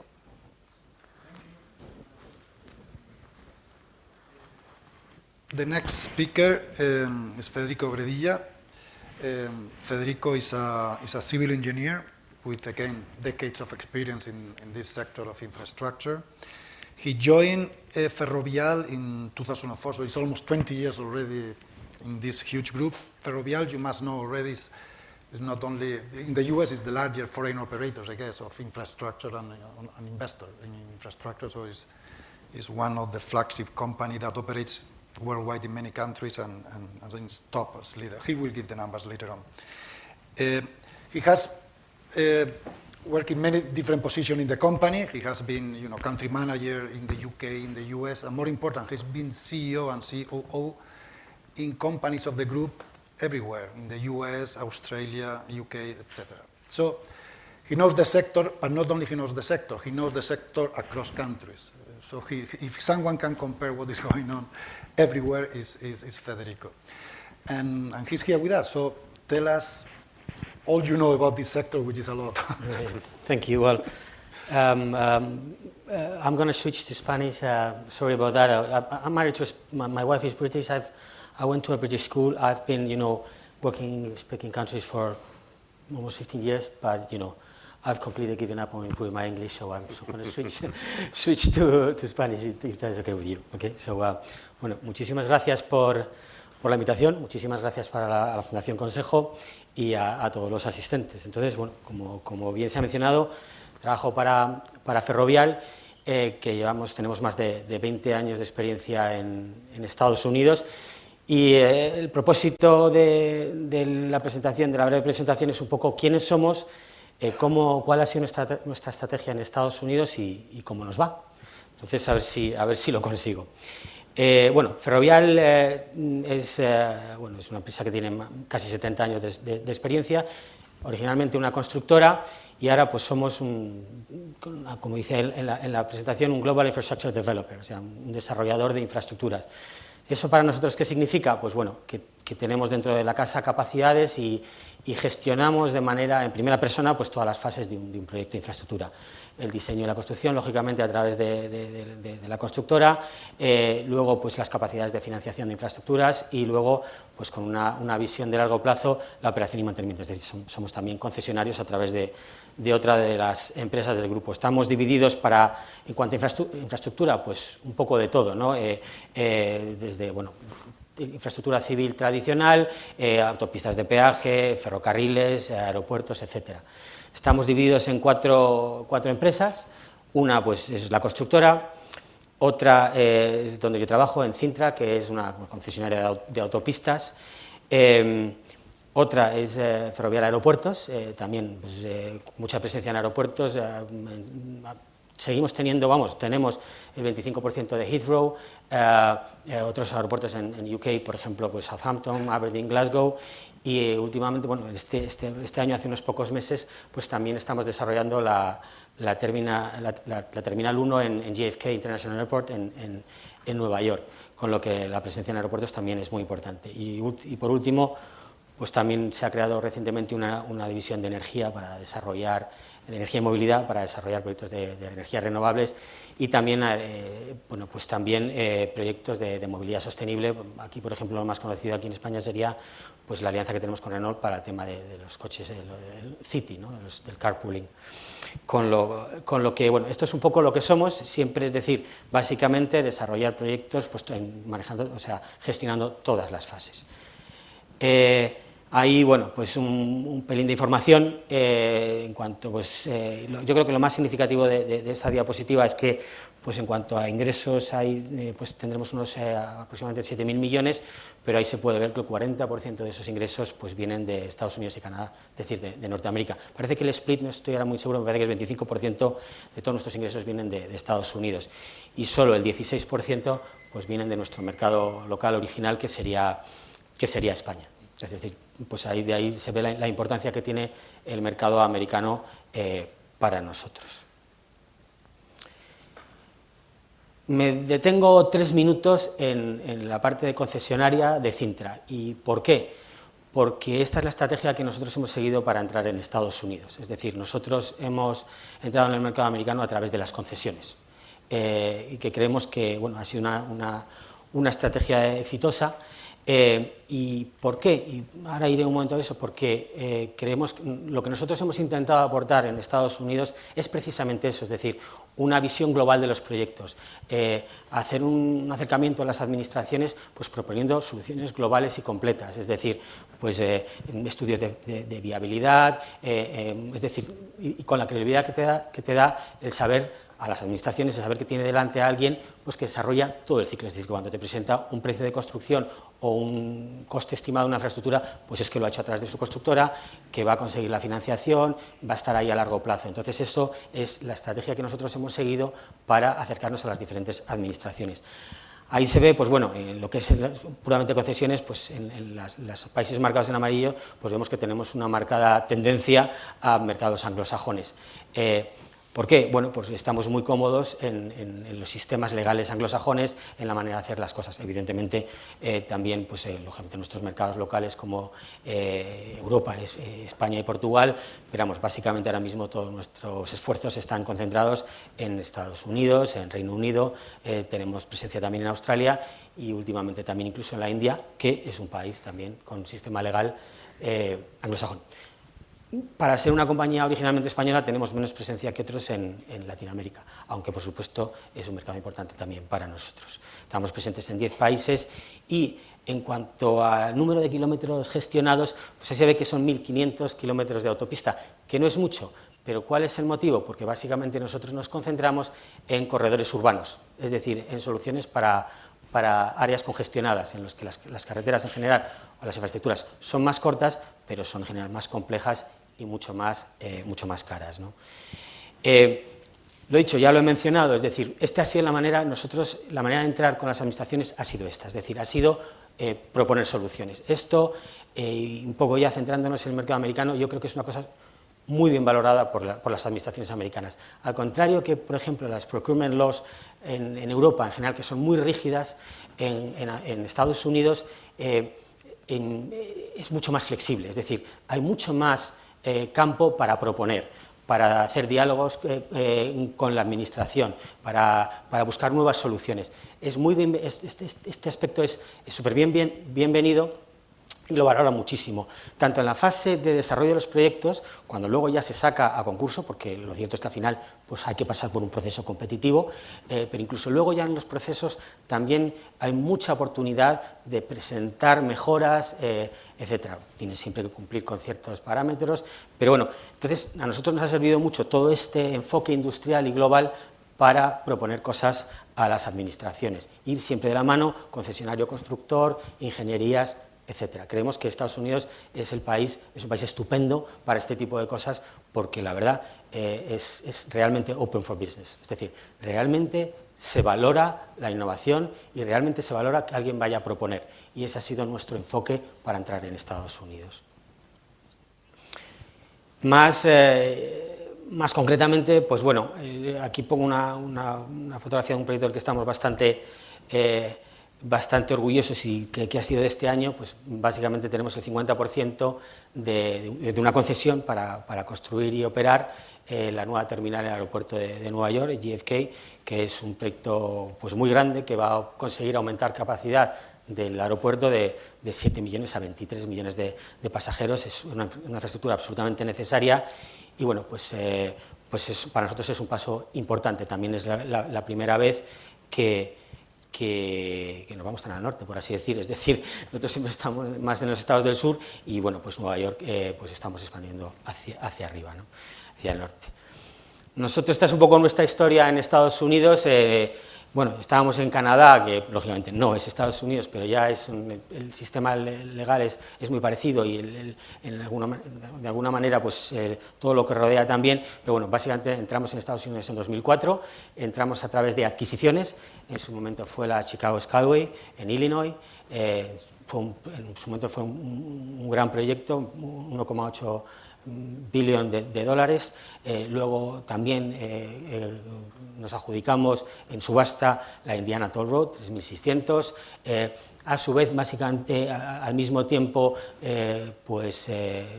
firmamos un contrato de desarrollo con el gobierno de Texas, con el Texas Department of Transportation.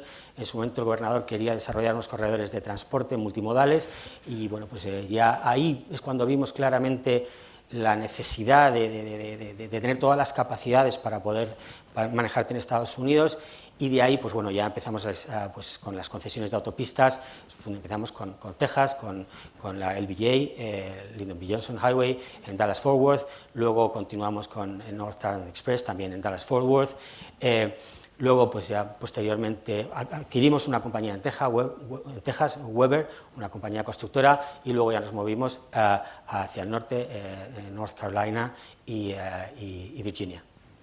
Y eso es un poco, y siempre un poco con el mismo enfoque, a través de concesiones. Es verdad que la constructora ha hecho proyectos de construcción tradicional, de diseño y construcción tradicional, que no necesitaban financiación, pero básicamente a nosotros lo que nos gusta y creemos que es donde aportamos mayor valor es en el mundo de las concesiones, en las que bueno, pues se engloba todo el ciclo de la infraestructura.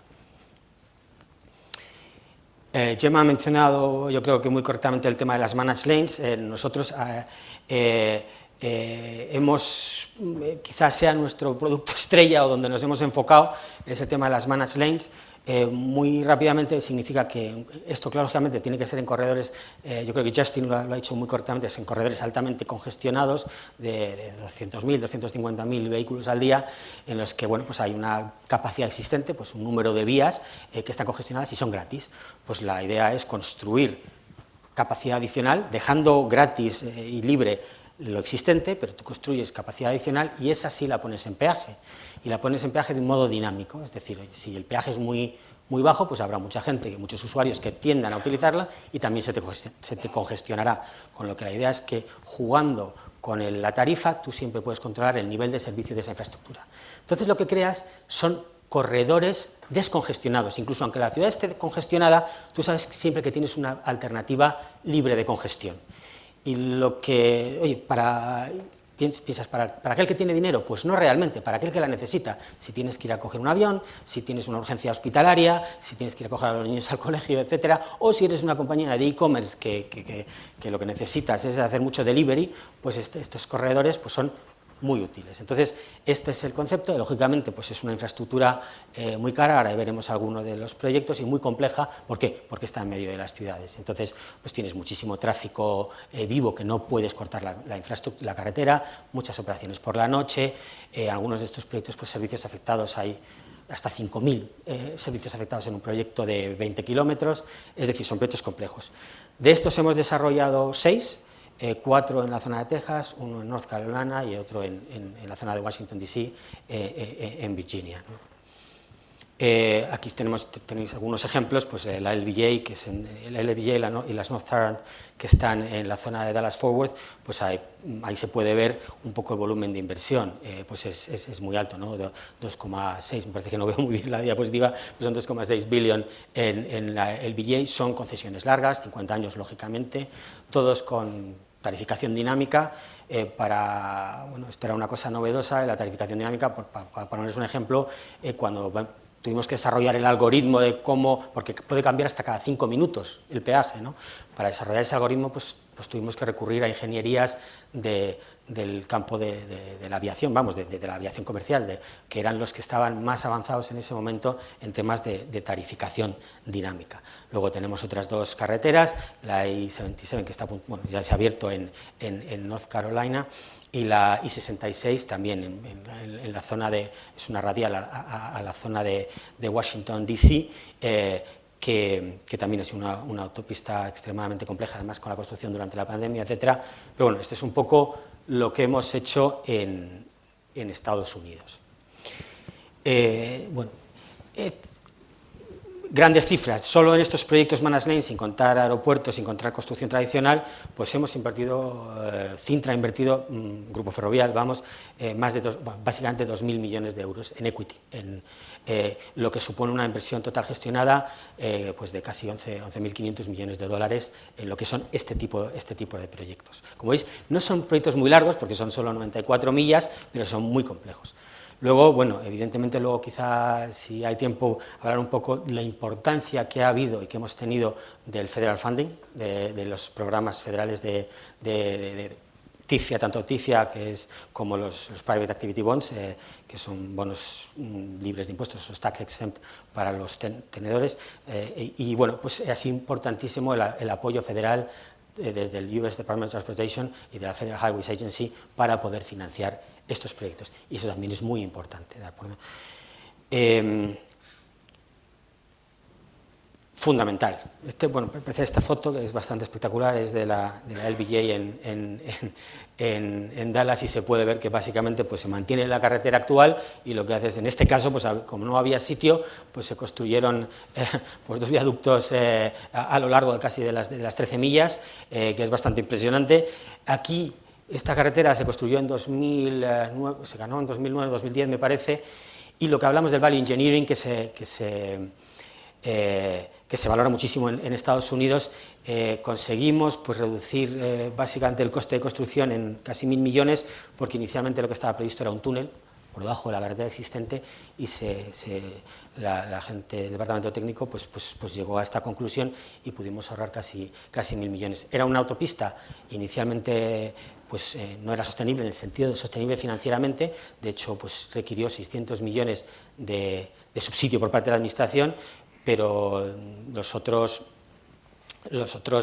parece con 800 millones de equity y el resto con federal funding en 2010 en medio de la crisis financiera, ¿no? Pero bueno, con lo que vuelvo a remarcar, para nosotros es importantísimo el value engineering, el proponer. Son administraciones extremadamente abiertas a este tipo de soluciones.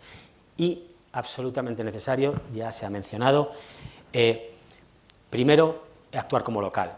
Aparte de las provisions del Buy America, que tienes que, lógicamente, contratar localmente, y hay una legislación que te exige pues, comprar productos manufacturados en Estados Unidos, pero bueno, la construcción, evidentemente, por definición, es una industria que necesita la supply chain local, pero vamos, nosotros solo en esos proyectos en Dallas pues hemos contratado más de 3.000 firmas locales.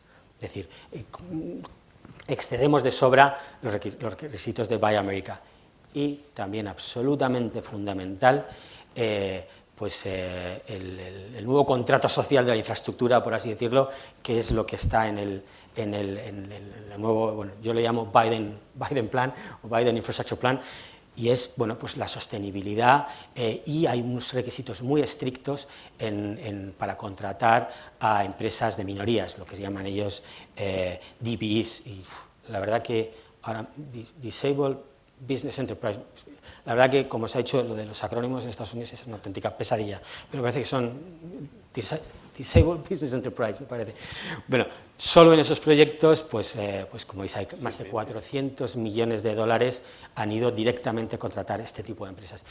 Y esto es fundamental, es decir, no solo es cumplir con, es absolutamente empaparte de esa cultura y de esa necesidad en Estados Unidos y cada vez más, en general globalmente, ¿no? Todos los temas de sostenibilidad son fundamentales, pero en el caso de Estados Unidos es absolutamente claro que tienes que empaparte de esa cultura y tener, máximo, por ejemplo, nosotros, que lo que hacemos es proponer proyectos, intentar mejorar proyectos, intentar colaborar con las administraciones para mejorar los proyectos.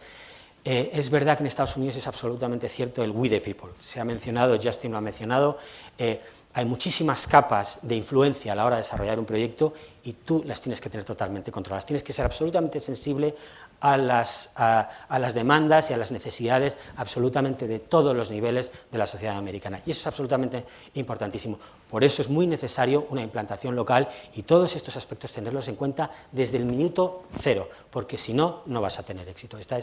Estoy hablando por nuestra experiencia, y creo que eso es súper importante. No lo he mencionado antes, nosotros pues, como empresa estamos presentes en los índices de sostenibilidad, pues en el Dow Jones Global, etcétera, porque también creemos, por supuesto, por necesidad y por convicción. Y bueno, esto es un poco cómo hemos hecho nosotros el enfoque en nuestra estrategia en Estados Unidos. Estas autopistas, estos managed lanes, pues extraordinariamente bien recibidos, una vez que están construidos, pues la verdad es que tenemos unas reviews extremadamente positivas por todos los sitios, es decir, al final todos los stakeholders, todos los implicados en un proceso suelen estar muy contentos, y si ellos están contentos, los políticos están contentos y sacan más proyectos, o sea, y al final de eso se trata, que todo el mundo pues vea la utilidad que tiene una infraestructura. Eso hace muchos años que nosotros nos dimos cuenta, no merece la pena construir algo que, aunque lo puedas construir, aunque tengas un contrato, pues la gente no perciba la utilidad, porque si no, luego tu vida es una pesadilla, máxime si tienes que estar 50 años o 99 años, como tenemos algunas de las concesiones, ¿no? Y ya por último, para terminar, hemos hecho un estudio que se puede ver en nuestra página web del impacto que estas autopistas managed lane han tenido en la economía de las áreas en las que operan, y bueno, solo las managed lanes, sin contar otro tipo de proyectos, pues se han creado casi 120.000 puestos de trabajo, full-time equivalent jobs, es decir, o sea, puestos de trabajo anuales, que han consistido en casi 6.400 millones de dólares en salarios a gente local. Y luego ya, pues un estudio económico, pues el impacto económico pues básicamente no solo del expenditure directo, sino también pues de mejoras de productividad, etcétera, pues casi de 22 billions, y impacto socioeconómico, entendido como tal, reducción de emisiones, mejora de la seguridad vial, reducción de accidentes, pues solo en estos proyectos pues casi pues más de 5.000 millones. Es decir, que son proyectos, el efecto multiplicador de las infraestructuras, pues evidentemente existe y es real, y enseguida se palpa, ¿no? Entonces, bueno, con esto termino. Intentaba así brevemente un poco cómo hemos abordado nosotros el mercado americano y cómo creemos qué es lo que se valora, Y bueno, no mucho más. Luego, si hay alguna pregunta, encantado de intentar responderla. Muchísimas gracias. Thank you very much, Federico. We are bad with time, but I don't care. We have to do some discussion here. So I have a couple of issues I would like to pose to all of you. And one has to do with the project themselves, and the other is with risks and how to handle risks that we have now, which are reality. So regarding the projects, Marty, what are you going to suggest the governor to be done as a top priority in your agenda? And here, Federico, I will ask him, this. I'm an economist. You need to look at the demand and the supply.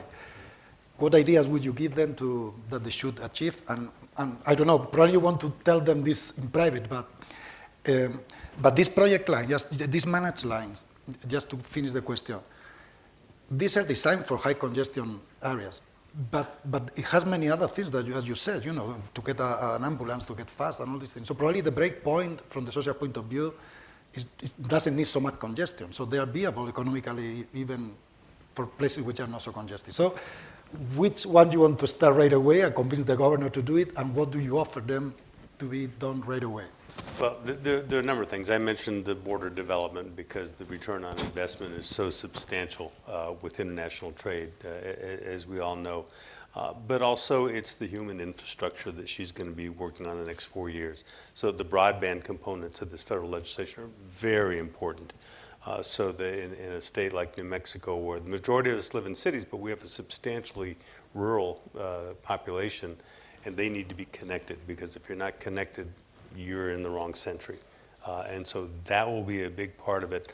And then what I call smart cities, and there are 10 people or 20 definitions of smart city, but how all these things interrelate and are connected. So if you're building a road, we joke it's supposed to be dig once, build 3 times. What? No, but we say dig. Yeah, that if you're going to build a road, if you can dig for a road, well, you should also lay your fiber at the same time and do all those things. And so to be smart about it, so that everything is interconnected, and that's a massive planning challenge, because infrastructure, as it fails, doesn't always cooperate with the timelines that we've constructed in advance. And so all those things together are her priority. And basically, it's to give New Mexicans an opportunity for the future. Well, first of all, I will never be so arrogant as to suggest anything to the government.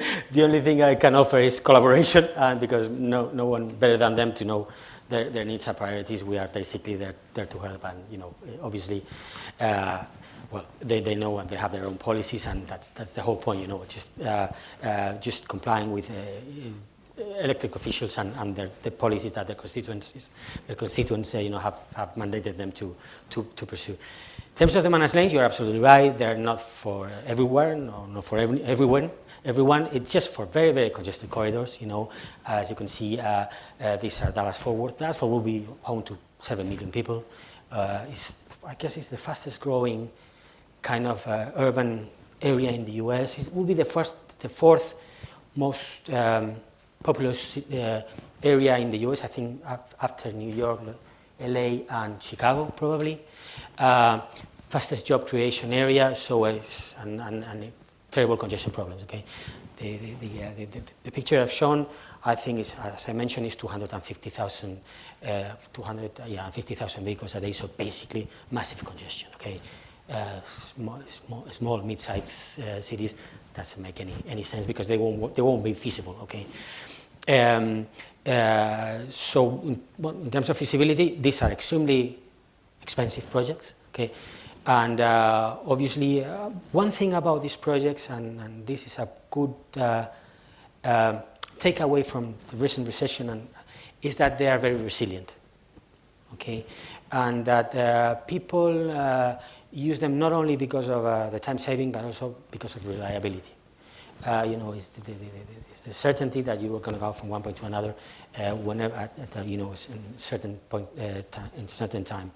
So again, it's a case by case cases. As you know, well, this is Dallas-Fort Worth. The other one is in Charlotte, North Carolina, also very congested, and the other one is obviously Washington D.C.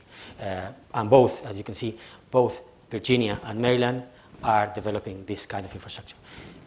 Regarding the other states, well, there are not so many of them, in Colorado, they're in Denver, but the concept of managed lane or dedicated lane is very extended in the US.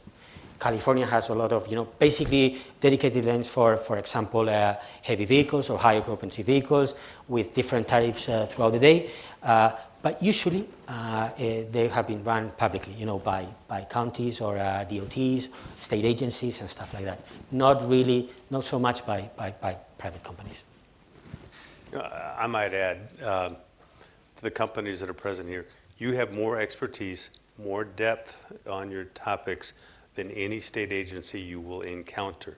We have a planning department, very talented, dedicated public servants, but they can't cost a project to the detail that the private sector can, because we're not in it to make money. And that's an expertise and a degree of talent that you can offer that any right-thinking elected official will be listening to. The other question I wanted to ask probably is too dense to do it now with such a short period of time. But you see, in the previous session, there was a whole discussion about P3 versus concession systems. So it's not clear which one should be used and in what projects. And on top of that, we have now the current situation, which is unique. We have already not risks that may happen in the future, but risks which are real now. Shortage of labor, bottlenecks in input. All these things are already there. So risk sharing is an issue, whether to find contracts where you can share the risk between the private sector and the public. So I don't know, just a fast view on you, which method do you like better and whether you are going to innovate in this thing given the current situation, which is, I think, is a big issue, how to deal with all this risk. Probably this is for 3 hours, I don't know. But just a small view, whether you are pro one thing or against the other thing. And at least I see it as pouring water onto a surface, and that water will, by gravity, will find its natural object. The idea is to develop a surface that is permeable so the water will get there more quickly. This is a huge challenge, manpower, the workforce development, all of these things are obstacles to success. But we'll get them worked out. We're working on them. And even in these federal legislations, there are workforce development components that allow us to train our workforce to be better equipped to handle the construction of this infrastructure. What I tell groups in New Mexico is that we're going to make a lot of mistakes along the way. Bear with us, be patient. We will stumble together into the future, but we're going into the future. And so it may be PPPs, it may be green banks, it may be traditional procurement practices, but as we go through it, we're as a species, we're pretty adaptive, and we'll find the best ways. Probably about 2 years too late, but who knows? And if I can add to that as well, is the risk is, of course, not spending the money. That's the biggest risk. And what we're trying our hardest to make sure that our local governments are prepared for capacity. And I think that there is a very important piece for New Mexico in that the governor did pursue and use the resources from the American Rescue Plan to provide scholarships for free tuition for trade schools, 4-year degrees. And, this is going to be very important as far as being able to build that pipeline of talent. So whether it's the, project managers, foremen, craftsmen, folks who are not only installing the electric vehicle infrastructure, but those who are also learning how to build the more storage and innovate for the battery storage and innovate for the fastest charger. And so I think that we're looking at an entire spectrum of talent that is going to be really part of this, the human infrastructure, the human capital that has been talked about, that is an important piece to it. Thank you very much. We passed the time that we had for this part, so we are already in the part of questions and answers from the audience and from the online. So here we have the first one. Thank you very much. I wanted to go into one of the points raised by Jose, Bianca, Mayor, or Federico, about all the problems involved with costs, labor shortages, difficulties with supplies. How concerned are you about that being a problem for executing the projects? The inflation is rising. It's difficult to hire labor. So how do you see those challenges? How do you think that you will be able, or the contractors, or will be able to navigate those challenges? We'll just get our magic wand out. No. Yes, I mean, this is a nationwide issue, right? I mean, it's something that we're dealing with as far as trying to, and that's, I think, the decision to have someone like Marty Chavez as the infrastructure advisor for the governor and all the other states is to stay connected to those local governments, to stay connected to the private companies who, may not be bidding for the projects, so that we understand why not. How are we flexible and nimble within our systems and our authority to create an environment so that it is attractive, so that we can have the competition, so that we can have the projects move forward. Because what we're seeing right now is the projects are elevating in cost. We only have so many firms bidding, and so some projects don't even get bid on.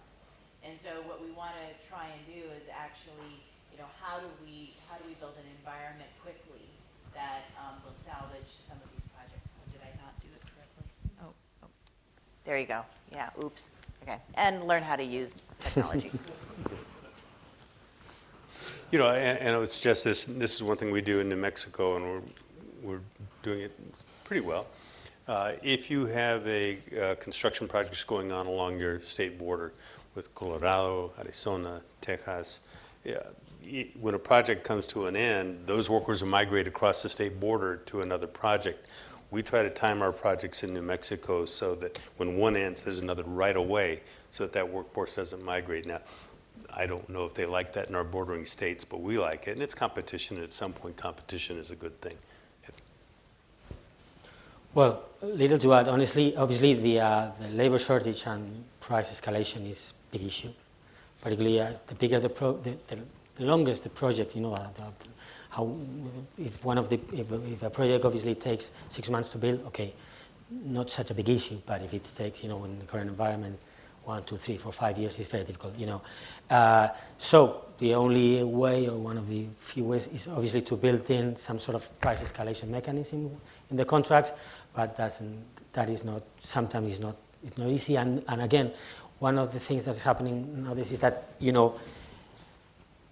the price related to construction materials is not, it used to be correlated to CPI 11, or pretty much, but it's not the case anymore, or at least in the last, so it is even more complex, okay?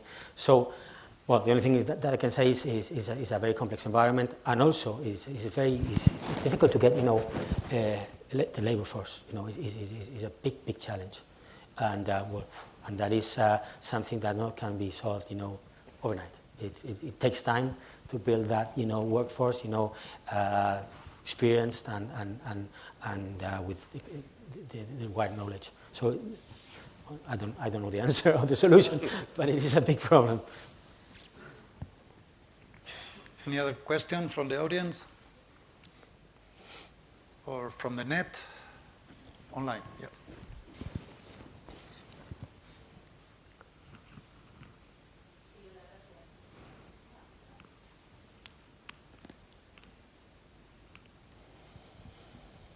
Sí, ahora sí, perfecto. Tenemos una pregunta que nos traslada en el caso de las elecciones en Estados Unidos que acaban de celebrarse, ¿qué ha pasado en Nuevo México y si los resultados pueden afectar a los proyectos de infraestructura que estamos debatiendo en este momento? La pregunta es para Martín o para Bianca. Gracias. And can I ask that the first part of the question I did not get? Sí, claro. La pregunta nos traslada, tras las elecciones que acaban de tener lugar en Estados Unidos, si estas tendrán impacto en los proyectos que estamos debatiendo, especialmente en Nuevo México.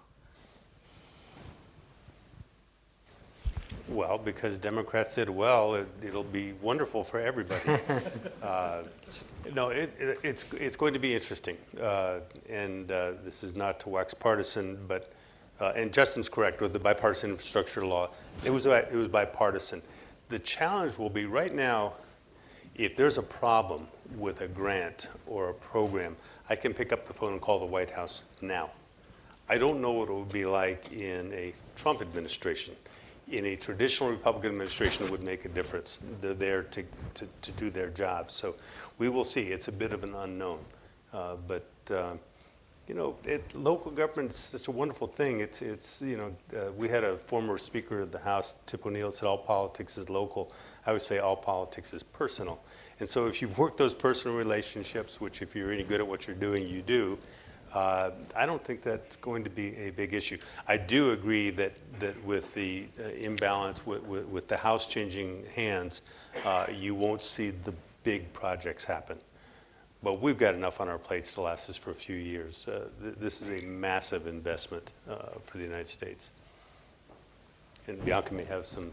And by the way, one of the things that's helped us in New Mexico, because I have experience at the local level, but you also, as you in business know, you have to navigate whatever that terrain is that you encounter.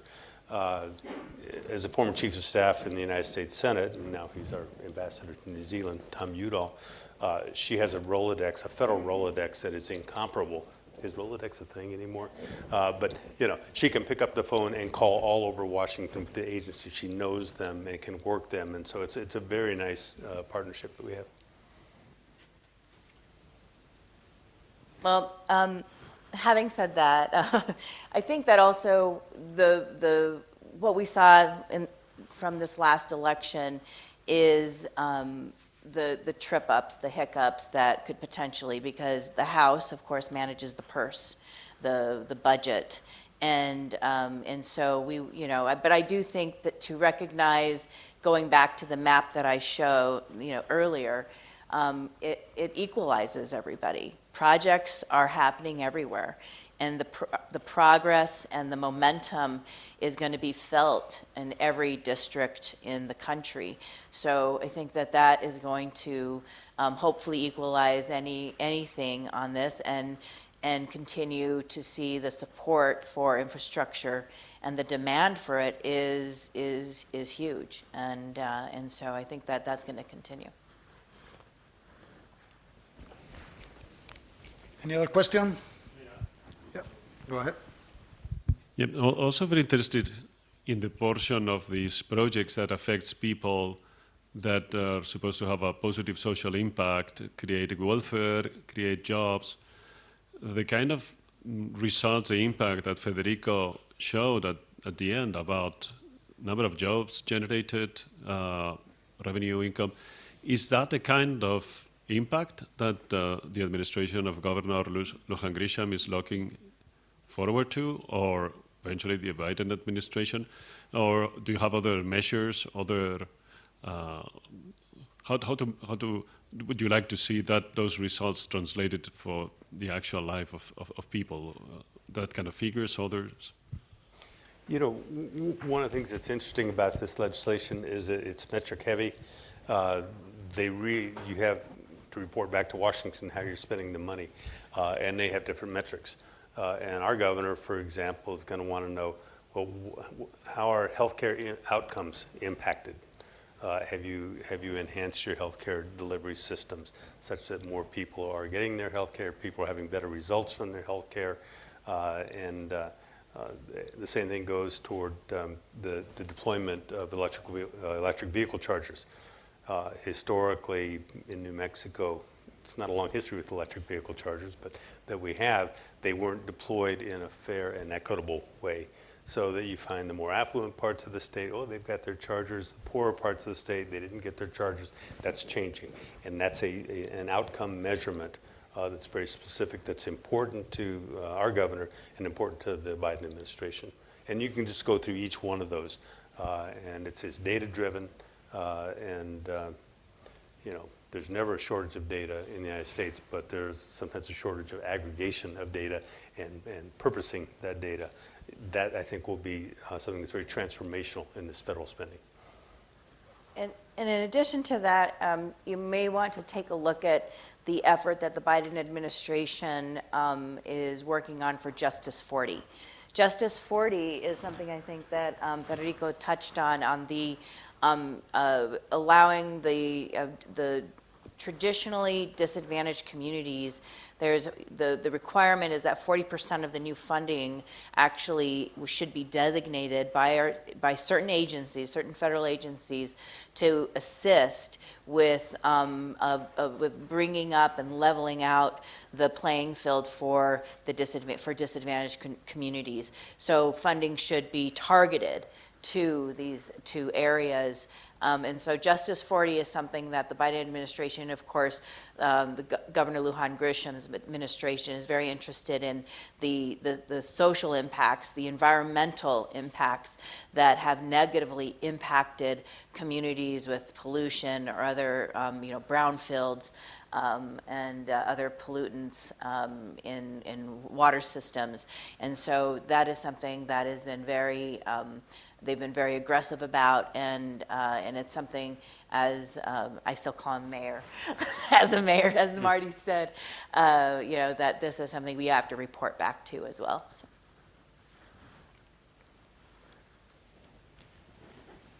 Well, if you don't have any more questions, I think unless you want to wrap up in 1 minute and send the last message, I close the session, whatever you prefer. I have one last thing, and I understand we're in the lunch here. You will be welcomed to Santa Fe next year by our United States Senator Ben Ray Lujan, who is the incoming chair. And when he welcomes you, I want you to tell him that, well, guess what? Marty Chavez welcomed us already. So we welcome you to Santa Fe, welcome you to New Mexico, and thank you so much for your gracious hospitality.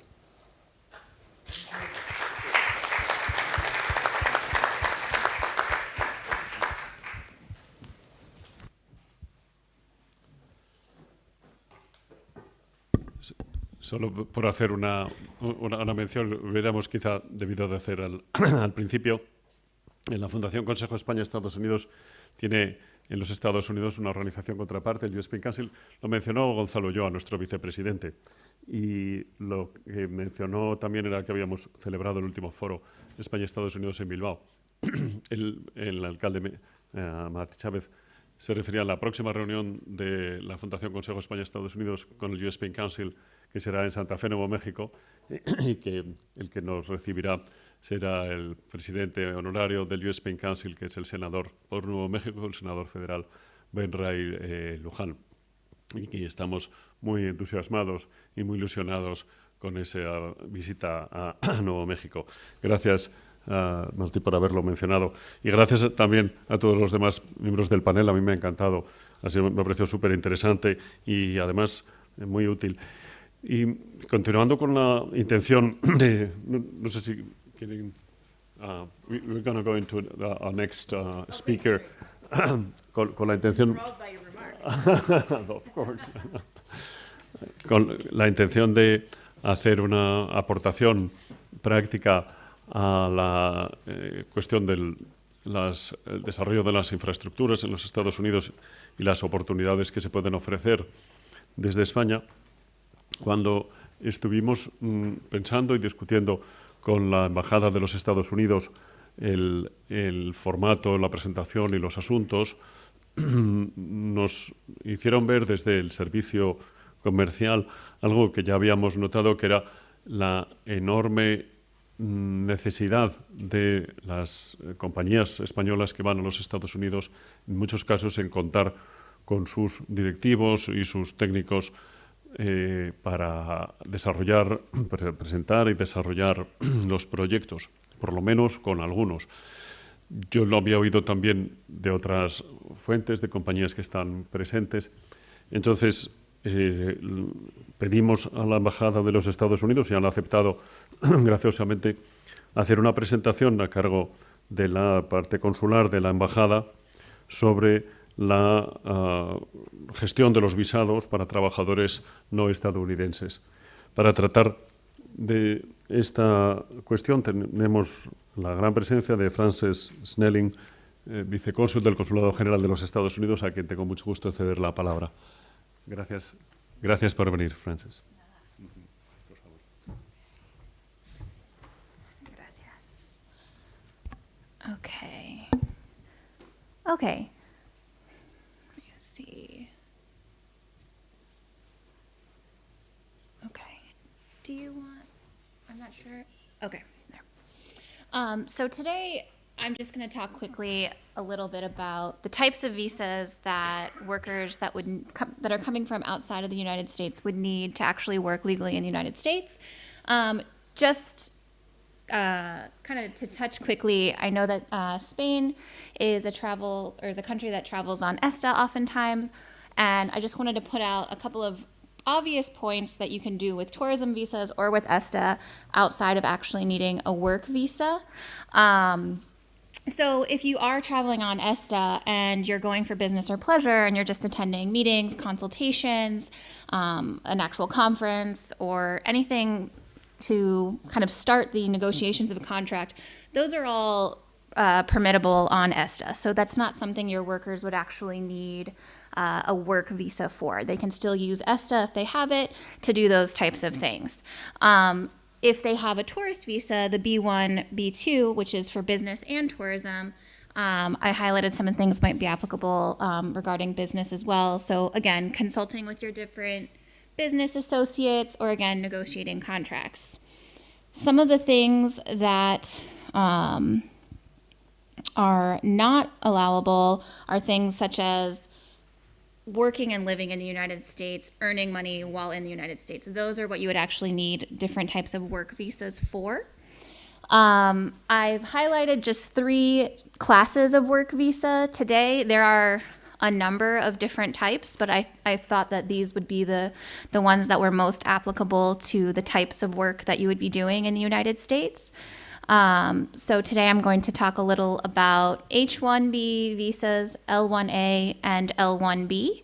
And just to point out, all of these visa classes do require a petition that's worked with through USCIS and the Department of Labor. So the Department of State, our office, wouldn't be the first stop to get some of these visas. You actually do need to do a petition request and work with the Department of Labor to get those certifications first. And then once you have those, you would come to the office to do the actual worker visa.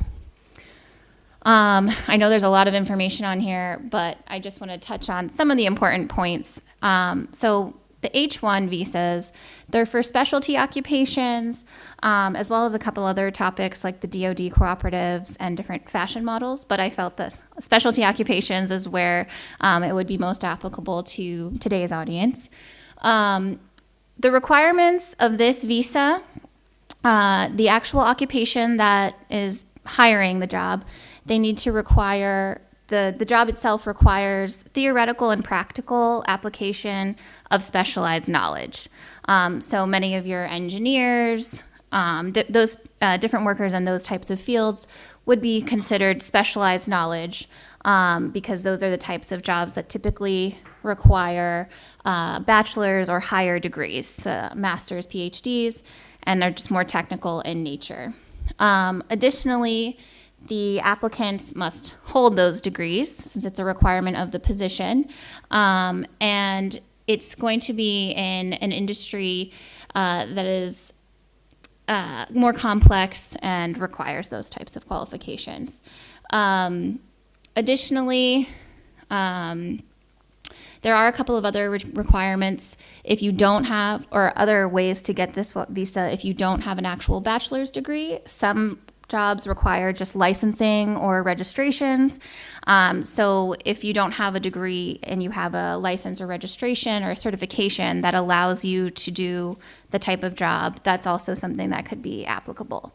All of this information is readily and easily available online, so don't worry too much about reading everything here today or capturing everything, we can provide this presentation and also where to find it and even more information. So don't worry about all the words. So those were more for H1 visas. L1A and L1B visas are for intracompany transferees. So we do this a lot. I interviewed this morning. We actually had some people going for Ferrovial and different companies like that. We see requesting visas often. So for example, someone who is working in Spain wants to work for the US branch. This would be the type of visa that those workers would qualify with the transferees. There are several different qualifications for that. In blue, you can see this is the form that's required. Again, it's a petition that you need to do. And then you would file that on behalf of the employee. So that's something that the company would do for the employee. There are additional requirements listed here. So the employee has to have at least a year of experience with the company in Spain before being eligible to transfer to the company in the United States. And additionally, they actually have to they also have to know that it's a temporary status. So there are different types of the Ls. So the L1A and L1B, you have executives or managers as L1A, and L1B is going to be more for specialized knowledge. L1As for the executives and managers typically have 7 years of eligibility to work under this visa category. For specialized knowledge, it's 5. And so depending on the type of work the employee will be doing, there is a cap of the number of years that they can work, whether it's 5 or 7.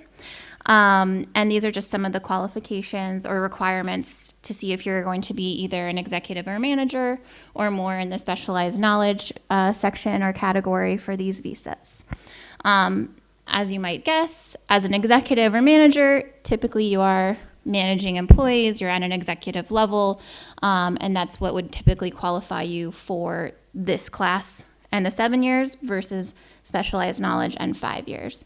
Many times we see engineers in the specialized knowledge as 5 years, but then they end up being promoted into a more managerial position, and then they can qualify as managers in 7 years, or for a 7-year visa.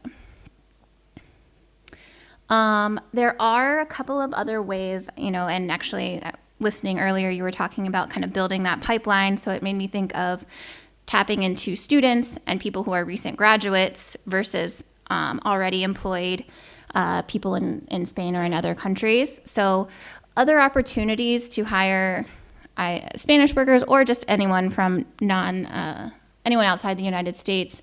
There are post F1 opportunities. F1 is the student visa. So we'll see many students leaving Spain, going to study engineering or whatever technical or STEM degree in the United States. When they complete that, they have the option to do practical training, and that's a 24-month period when it's a STEM position. So if you're looking to kind of build that pipeline when people are recent graduates, things like that, this might also be an avenue to pursue looking at recent graduates and students who want to continue in the STEM field and want to continue in doing things more related to STEM work and opportunities. And so these are just some of the qualifications and requirements for those types of visas. So it would have to be a recent student graduate, either doing their bachelor's, master's, or doctorate. And then the job offer, depending on it, is sometimes it's required and sometimes it's not. So it's not required if it's only a 12-month opportunity, but if it's a 24-month opportunity, it would need to have an actual job offer from your company. And then again, the validity of time in the United States would either be the 12 months, the 24 if you're offering a job, and there are also potentials for extensions. So this is an additional kind of venue or avenue for employment outside of a traditional worker who's already with the company. These are the two main resources for visas, I would say. So travel.state.gov is the State Department. That's where we list all the different types of visa classes and requirements for them. But USCIS, their website here, they also have a wealth of resources and more information about the petitions that you would need to file with them, and also if you need to file a certification with Department of Labor and what you need to do in order to request the visa. So I would recommend going to these two websites if you're interested. There are over 20 different types of worker visas, so we just touched on a few that are most applicable to the main audience today, but if you have any other questions or want more information, there is plenty online and they can definitely answer a lot of your questions. But for today, does anyone have any questions for me while I'm here? Yep. I'll go ahead. Is there a quota or a maximum number of these visas per country, or also a company that would apply, but no, the rest of the companies already got it? Right. The only quotas right now are related to agricultural visas, which are the H-2A and H-2B visas, and that's going to be specifically H-2Bs. There is an annual cap on workers, but that is typically seasonal work. Previously, before working in Spain, I worked in Mexico, and we did a lot of seasonal workers in agriculture and different types of seasonal jobs like tree cutting, which would be something that we would see a lot of. And there are caps on those types of jobs. But as far as the H-1B, L-1A, there's no cap.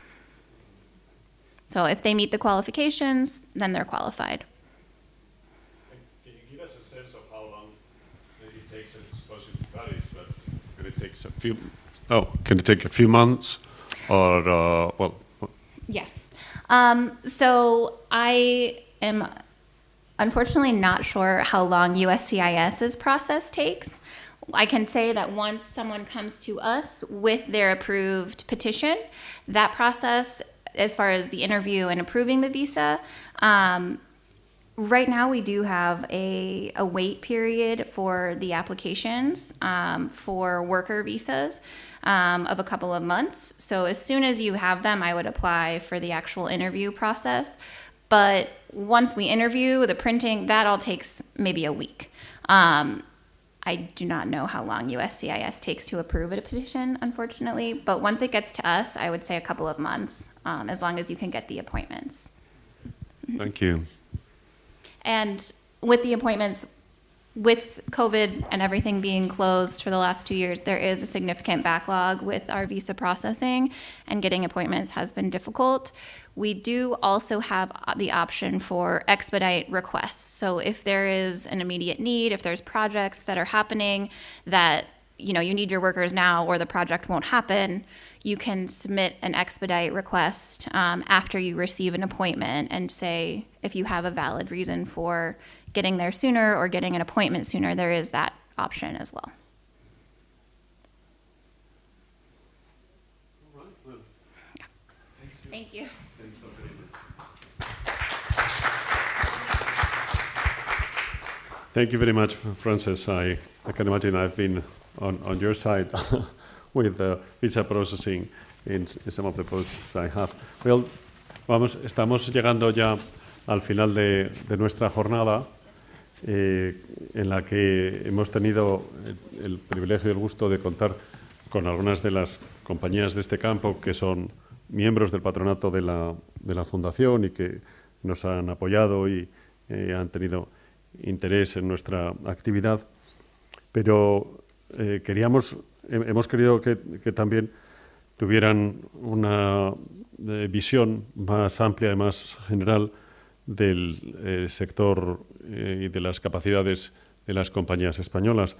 Por eso invitamos y hemos tenido el gusto de que acepte a Julián Núñez, presidente de SEOPAN, la Asociación de Empresas Constructoras y Concesionarias de Infraestructuras, para que nos haga unas palabras desde su campo y como clausura de este seminario. Por favor, Julián, si te puedo pedir.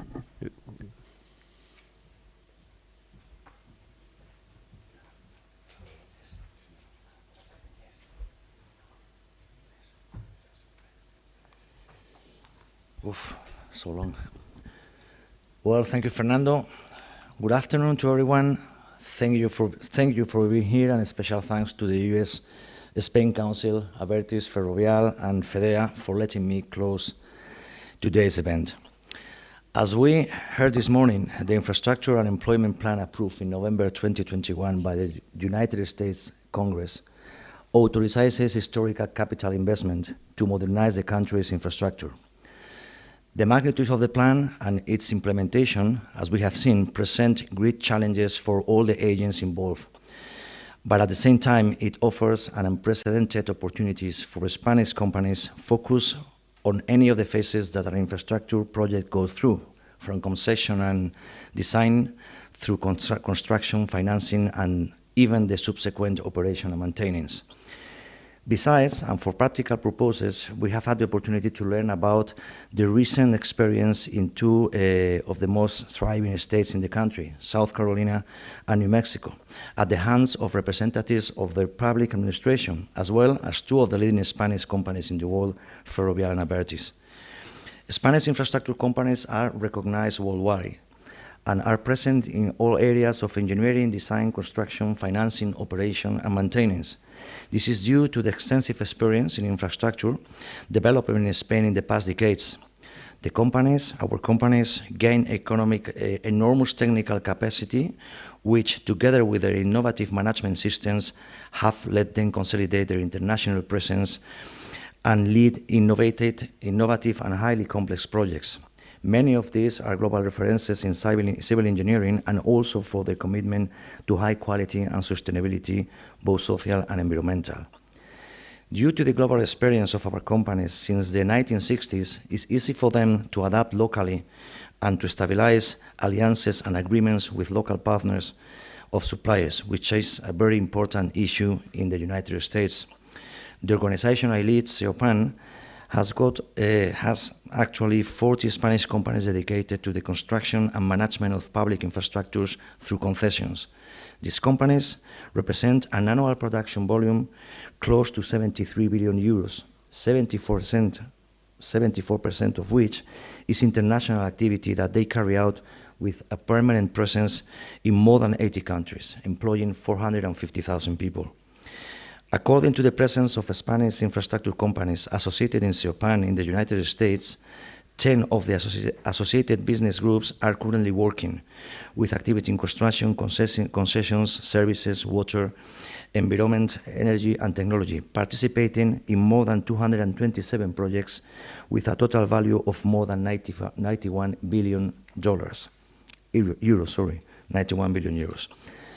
The United States is therefore one of the main foreign markets for many of our members' companies with international activity, and without a doubt, one of the markets that offer the most expectation and potential for Spanish companies involved in the sector. Based on the classification of international construction groups mentioned by the American publication Engineering News Record, 8 Spanish construction groups are the main international players in the United States, with an aggregate turnover in 2021 of $22.4 billion, which represents the 43% of its total international turnover. This is a consequence of the global leadership of our infrastructure companies in international activity, only surpassed by China contractors. In terms of concessions, they also have a significant presence in relevant projects that in many cases have been pioneers due to their procedures, financing, technology, or innovation. The works in development of renewable energy, water management, and other services are also remarkable. Its presence is therefore important in quantity and quality. In concession activity, it is also worth noting the global leadership of our companies according to the American publication Public Works Financing in the design, operation, and financing of transport infrastructure concessions in the United States, with more than $256 billion invested since 1985 in 277 concessions in which they participate. And in this regard, the top 20 concessionaires with transportation concessions in the United States operate 70 assets, of which 17 are operated by Spanish companies, which is more than 24%. So to conclude today's session, there is a full consensus of the importance of having modern and efficient infrastructure as a motor for economic growth and job creation. In addition, the United States must face the renovation of infrastructure and the need for new actions that respond to the demands of growing population and economy, as well as the impact of the climate change.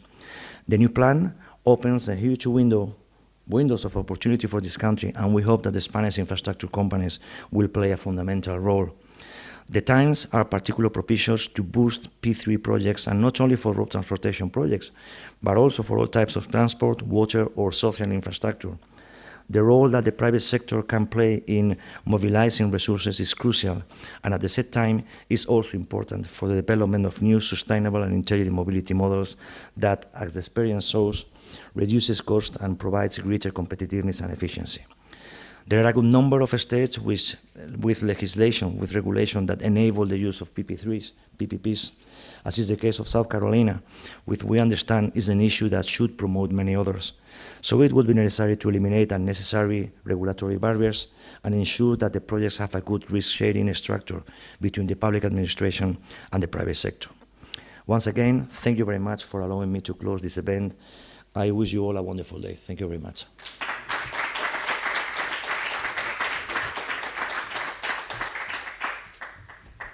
Pues muchas gracias a Julián y a Seopan por este gran resumen de las capacidades del sector español en este campo y de las posibilidades que pueden ofrecer a los partners en los Estados Unidos para hacer realidad la ejecución de estos proyectos. Con la intervención de Julián Núñez de Seopan hemos tenido la última intervención de este encuentro. Y gracias a todos los presentes por estar y gracias también a todos los que nos han seguido a través de YouTube. A la salida, si quieren, pueden dejarnos las referencias y desean que en el futuro les comuniquemos algunas de las actividades de la Fundación. Que tengan que el resto del día sea tan bueno como creo que ha sido este encuentro. Hasta pronto.